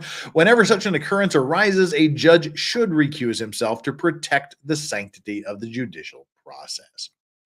It does not matter whether the judge intends to act with bias or otherwise to prejudice the defendant. What matters is that there has been a breach of a code of conduct by an officer of the court, such that the integrity of the process has been called into question. That is enough to warrant recusal. Beautifully put. Can't argue with it. I think it's 100% correct. Another statement here from another court. That's what that came from. Judge Newman is not free to express his views on the merits of Mr. Murdaugh's case outside of judicial proceedings. Because he did so, his recusal is required to protect the sanctity of the judicial process. Hey, we had an Andrew Branca sighting here. Andrew, just saw you were here. Thank you so much for popping in. Howdy, howdy, howdy. Listening on the motorcycle between Oklahoma City and Amarillo. I am so very, very sorry. Great stretch of nothingness, though. Enjoy your ride. Drive safe. Take care of yourself. Rubber side down, brother. Let us know when I believe you're going back towards Oklahoma City, correct? Anyway, whichever way you're going, just let us know you're safe when you get there. We'll be happy for you. Be praying for you. Enjoy. I hope the weather's nice and wonderful. Right. Although it is ordinarily inappropriate for a litigant to speculate about a judge's subjective motive, here fairness requires Mr. Murdaugh to note that Judge Newman had good reason to believe his role in the murder trial was complete. With the conclusion of the trial, Judge Newman is retiring at the end of this year. So they're saying, okay, he's supposed to retire at the end of the year. So maybe he had good reason to believe, but he knew the direct appeal would not even be briefed before he left the office. In March and July, when he gave interviews, no one expected the suspension of the appeal for a trial court evidentiary proceeding only a few months after the verdict. But as Thurgood Marshall often said, rules is rules, even in circumstances where it seems they do not matter. So they're saying, okay, he's going to be leaving at the end of the year, so it shouldn't matter. But as the renowned Thurgood Marshall said, rules is rules. Yeah, rules are there for a reason. You got to follow the rules, regardless of whether or not the result of the rules will come to pass. Sometimes the unexpected happens. The rules governing judicial conduct codified in the canons evolved over hundreds of years and reflect the accumulated experience of many generations of judges. Judge Newman's public statements about this matter should have adhered to the canons even after it seemed his role in this matter had ended. As Judge Edwards explained, Judge Newman's intent in giving interviews is not relevant. Doesn't matter why the fuck he gave the interviews. He shouldn't have done it. All that matters is that there has been a breach of a code of conduct by an officer of the court such that the integrity of the process has been called into question. That is enough to warrant recusal. And I believe this is the final point here. We've got a couple of things here to nope. I guess we do have Joy Wright, who is a new member. Joy Wright, thank you so much for joining as a new member of the, I assume we're looking at the clean and sober level of membership. Thank you so much. Deeply, deeply appreciate that. And also a special ding-a-ling to Team YouTube, who's been a member for 7 months. The fact that Judge Newman wants to delay his retirement for this case is enough for me to think he's partial.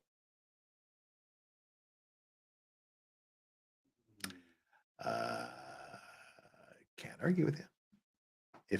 If he actually does want to delay his retirement, I would have to agree with you. What sanctions can happen against Judge Newman? None. That's your short answer. He just gets the appeal. He gets appealed, things get overturned, or he gets booted off the case. That's it. E. Judge Newman is required to disqualify himself from hearing Mr. Murdaugh's motion for a new trial. This is the important one. They've made the motion for a new trial.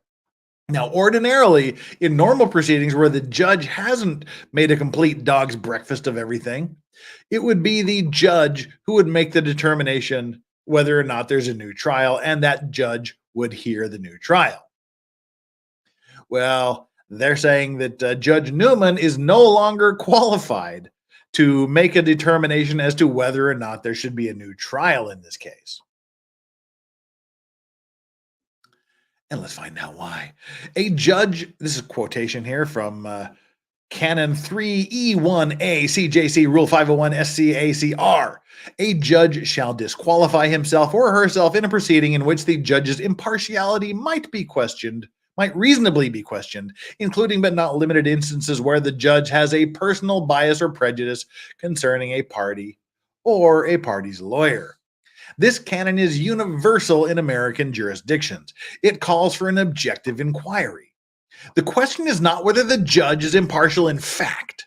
It is simply whether another, not knowing whether or not the judge is actually impartial, might reasonably question his impartiality on the basis of all the circumstances.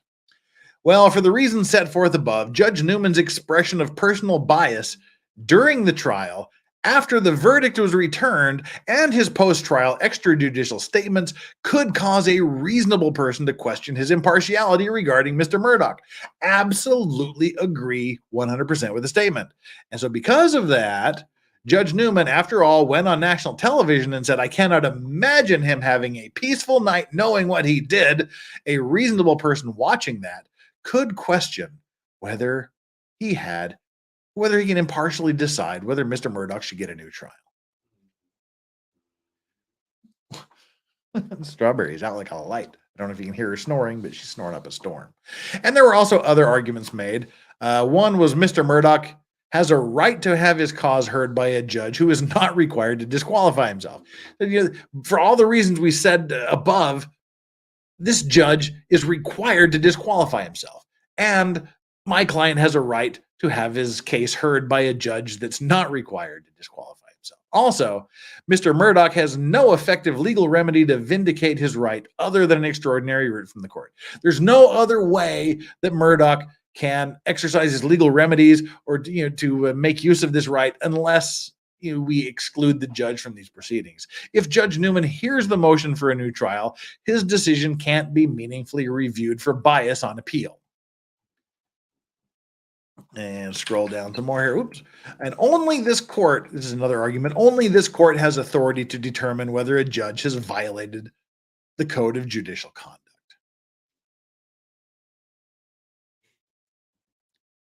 And the conclusion, therefore, is for the foregoing reasons, petitioner respectfully requests the court to issue a writ of prohibition in its original jurisdiction, prohibiting Honorable Clifton Newman, Circuit Court Judge, from adjudicating petitioner's motion for a new trial or presiding over future trials of indictments against the petitioner.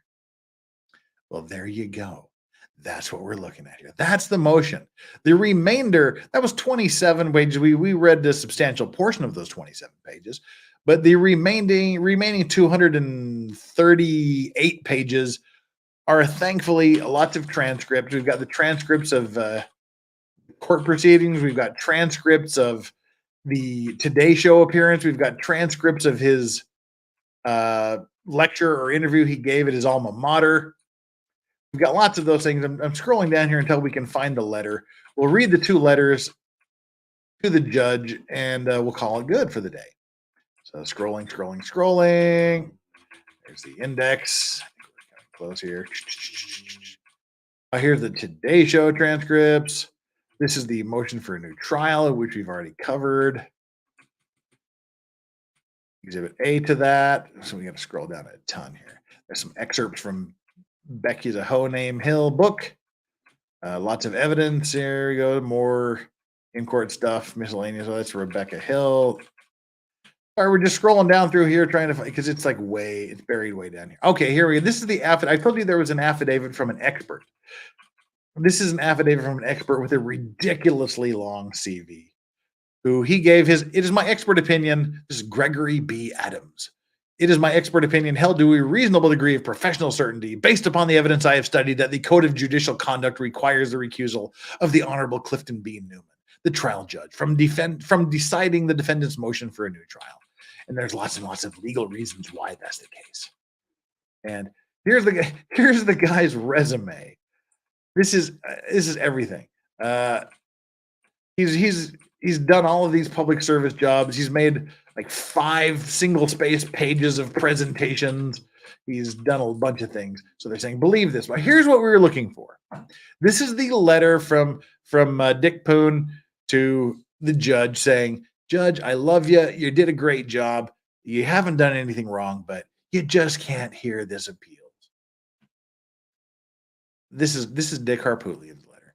The Honorable Clifton Newman, in re, State of South Carolina versus Richard Alexander Murdaugh. Dear Judge Newman, as you undoubtedly know, the Court of Appeals has suspended Mr. Murdaugh's direct appeal of his murder conviction and granted leave to file a motion for a new trial. The gravamen of the motion for a new trial is that Colleton County Clerk of Court Rebecca Hill's interactions with jury members were improper and material to the merits of the evidence presented at trial.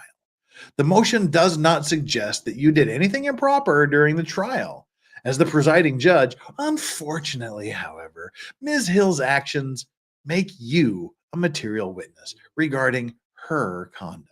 For example, in-camera testimony in trial, and Ms. Hill's book state that Ms. Hill told you about a Facebook post purportedly made by Juror 785's ex-husband, and that you asked her to produce a copy of the posting. Those sources further provide that in response to your request, Ms. Hill claimed the post had been deleted, and as evidence she provided an unrelated apology post by a person coincidentally having the same name as Juror 785's ex-husband.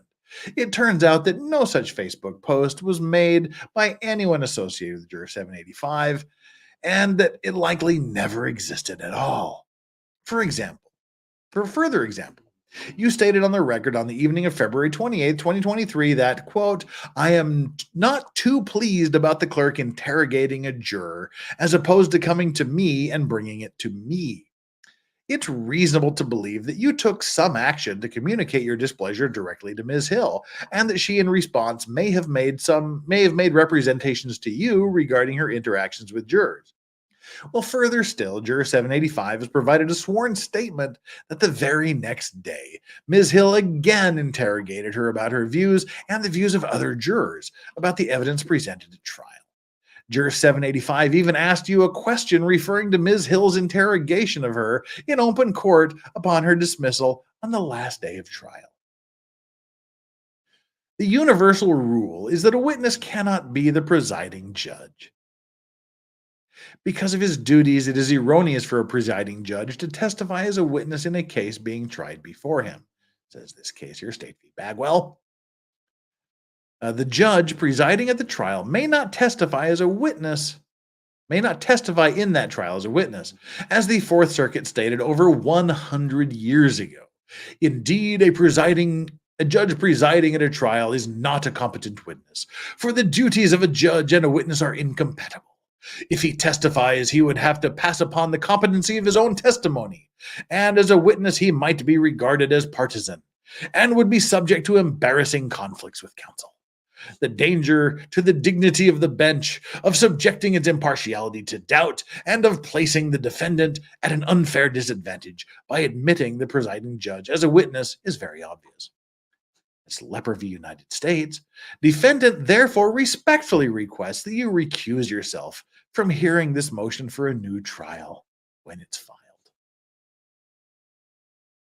Well, the state, in Exhibit G, the state, Waters, guitar-playing Judge Waters, he provides the state's response. Oh, dear Judge Newman, I am in receipt of Mr. Harpootlian's letter dated October 18th, 2023, requesting that Your Honor recuse yourself from the above-referenced case. In reply, the state would merely point out nothing in the law or defense counsel's allegations or speculation would require recusal. Of course, judges should not testify in a case on which they preside unless the testimony is, one, critical, and two, can be obtained by no other means. Well, counsel's letter raises no issues which would render Your Honor's testimony critical, or such that it could not be obtained by other means. Counsel recalls an exchange which was placed upon the record, and otherwise speculates that the court directly admonished the clerk of court off the record. These matters fall far short of the extraordinarily high bar necessary to justify calling a judge as a witness for matters observed in the course of his or her official duties. Well, furthermore, Canon 3E1A requires a judge to recuse himself when he or she, quote, has a personal bias or prejudice concerning a party or a party's lawyer, or personal knowledge of disputed evidentiary facts concerning the proceeding, but such bias or personal knowledge must stem from an extrajudicial source not related to the judge's participation in the case. Well, counsel's letter again raises only issues about which the court, to the knowledge of the undersigned, has only knowledge because of its judicial function, which are tertiary allegations to the core claim that the jury was impartially addressed by a court official, and for which there is significant factual dispute. Indeed, the court was clear at trial that the alleged Facebook post by a juror's ex-husband had nothing to do with the court's consideration in removing the juror, given the length of the trial and the number of issues raised throughout. Properly illuminating another learned member of the bench as to the full context of the record would be a considerable expense of time and effort. The law does not demand in consideration with any motion defendant may ultimately file in Colleton. Thank you for your attention to this matter. Of course, as always, please feel free to contact me with any questions or concerns. Well, there we go. Those are the letters that were submitted to the judge. One saying, Judge, you got to recuse yourself. Unfortunately, not that you did anything wrong, but you can't hear the appeal.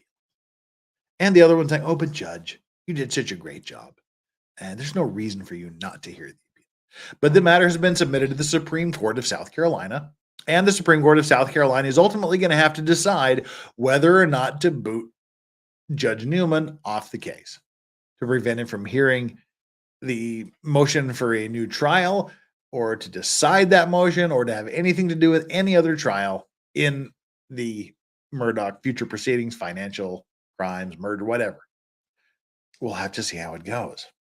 That's where we are. What sanctions can happen against Judge Newman? Again, none. You know, he just he made his decision based on his understanding of the law and legal principles. And if it's over, if an appellate court judge says, that was the wrong standard, it was the wrong standard. That judges are overturned, their decisions are found to be lacking for legal base every day. Judges don't face face sanctions for making wrong conclusions of law. All right, let's scooch on down here, see if we have anything else to discuss before we pull the plug. I don't like your Bret Michaels hat, Vices. This is way better than a Bret Michaels hat. This is Miller hats. It kind of does look like a hat Bret Michaels wore back in the day, doesn't it? When should we hear something from the Supreme Court? You never know when the Supreme Court of any state or the U.S. Supreme Court is going to render a decision. It can be any time. Well, I guess you actually know a lot more as far as the United States Supreme Court goes because they have schedules. But state court they could do it now, they could do it a bit later. It's just kind of up in the air. Depends on how much consideration they have to give it, how long it takes to write them. But I mean, it should be soon because they've requested basically what amounts to an emergency consideration because everything is suspended pending the outcome of this. Legal Vice says, how much will this motion depend on whether or not the Facebook stuff will be part of the evidentiary hearing for a new trial? I think the prosecution wants it striked. I don't think the Facebook stuff is really going to have anything to do with this motion. The big question is just whether the judge has made himself appear to be impartial in this case. Are his public statements enough to question whether or not he's impartial? Has he made himself a witness in this case by virtue of his discussions with Becky Hill? So, I mean, the actual, like whether or not the Facebook stuff is legit or whether that's a grounds for appeal, that'll be a grounds for an appeal issue. This is just whether or not the judge has done something that requires him to be booted off the case.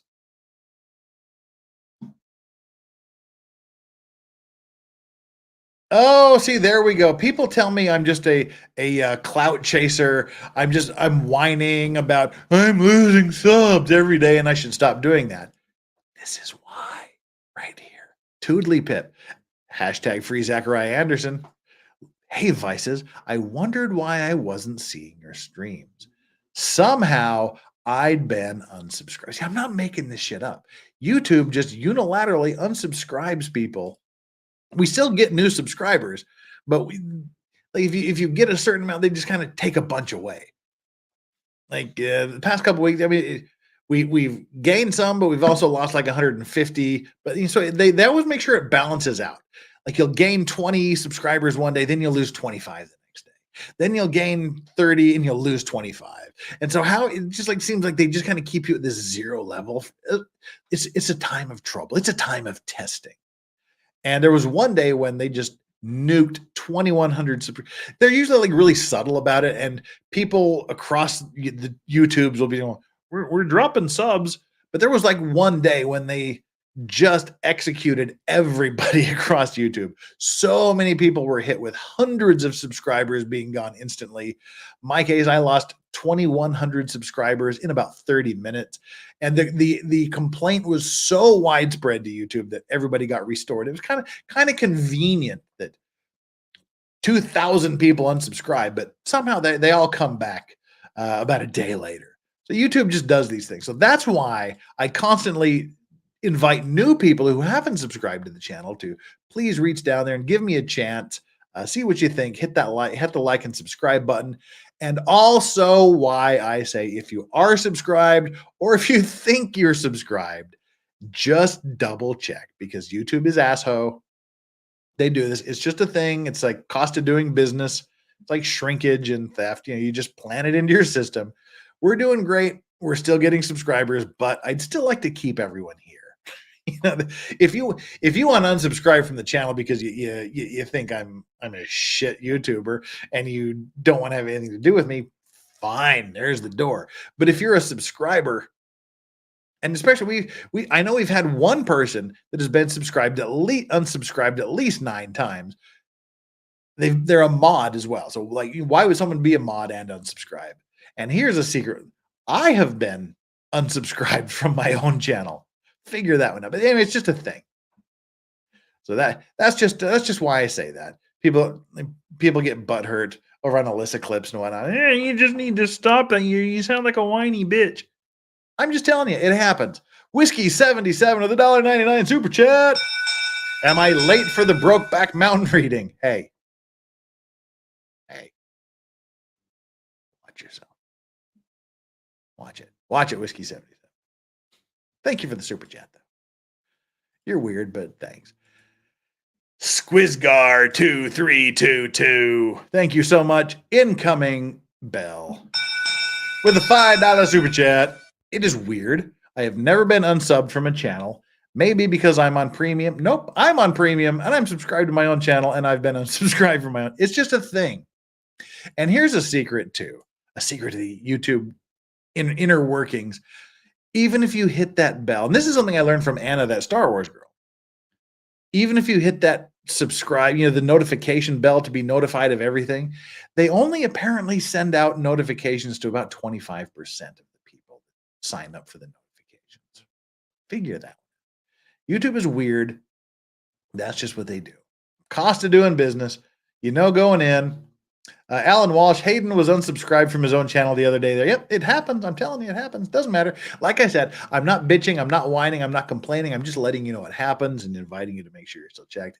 It literally is just the cost of doing business here on YouTube. Here's the secret: why YouTube is asshole. Yes, they are. But hey, they're the lovable little asshole that gives me my little podium to stand on here.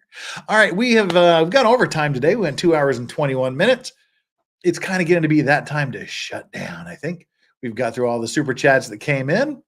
And again, just a reminder for what's happening in the next little while. We have tomorrow, Chandler Remington and I will be doing our weekly Thursday OJ Simpson chill stream, sort of an MST3K type thing where we just make comments about the trial and about the witnesses and everything, just kind of a lighthearted chill fest where we just have fun. That'll only be going for about another 3 or 4 more weeks.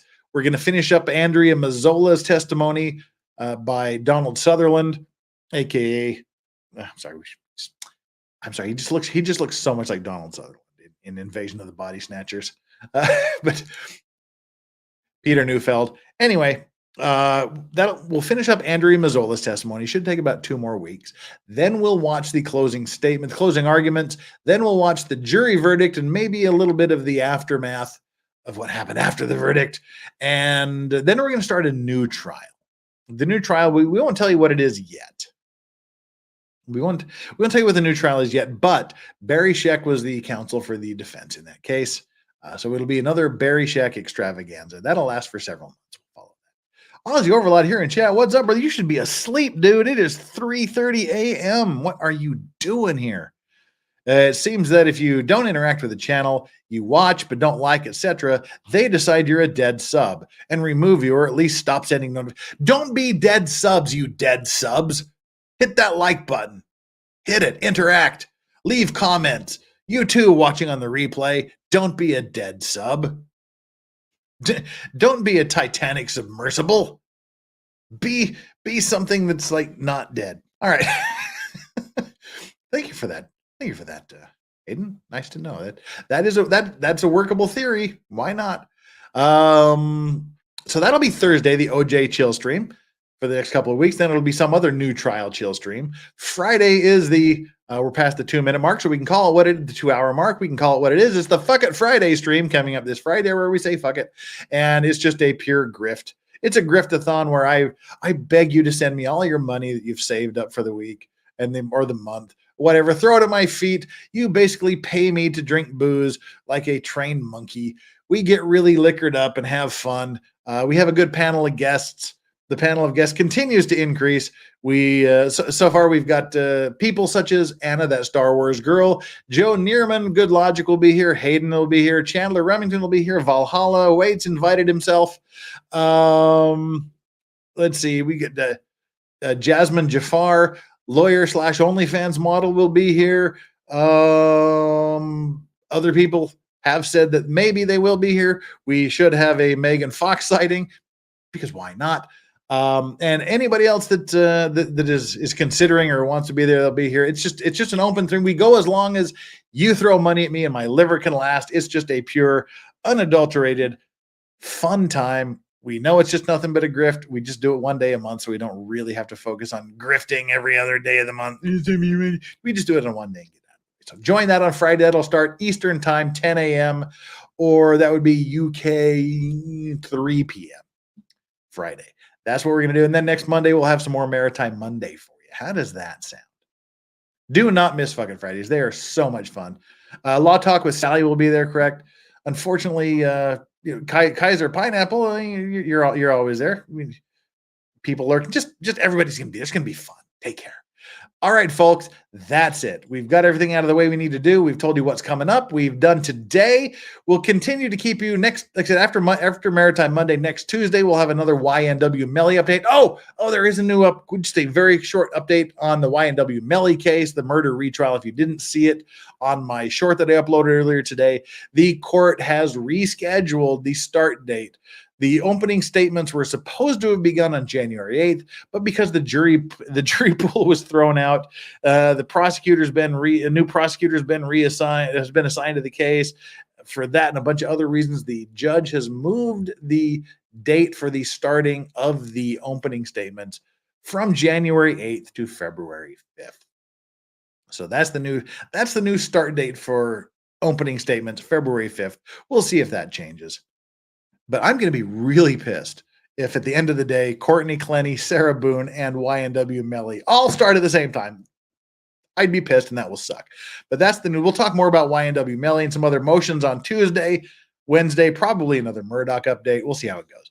All right, folks, let's see where we can send you here because we're going to wrap this up. You guys are awesome. Mods, thank you. Thank you from the bottom of my heart for being here all day. Some of you, like Alan, into the deep, dark middle of the deepest, darkest nights to hang out here and do your modly things. Thank you to you in the chat. Vice Squad, you are the greatest chat on the entire internet. Thank you to folks like Aussie Overlord, Law Talk with Mike, Law of Self-Defense, Andrew Branca, all of you LawTube community folks. We support each other. We hang out with each other. Thank you all for popping in here and saying hi. Thank you for all the support, the super chats that came in, all the likes and the subscriptions. You're doing great. Love you here. We will see you tomorrow for the O.J. Simpson. Oh, and also it's the 50th episode. So Chandler and I, we're going to be doing a ramen tasting. Each one of us are going to bring a ramen to the table, tell you how it was prepared and made, and eat the ramen while we're watching the O.J. Simpson trial. Just a little shenanigan to do for the 50th episode anniversary. And currently, it seems that no one is streaming. So what we're gonna do is we're gonna send you off to Chrissy Mayer. It's probably let me see if this is actually a live Chrissy Mayer thing or if it's another premiere of a pre-recorded video like I sent you to yesterday. Chrissy, where are you? There you are, Chrissy. Morning. It's a real stream, so let's go. Let's go tell her howdy and hi. I think it's live. Yeah, it is live. Right, cool. Here we go, everybody. Go say hi to Chrissy. Let her know Legal Vices sent you. Take care. See you tomorrow. Love you all. You guys rock. You're the best. Vice Squad forever. Enjoy your legal vices. How dare you!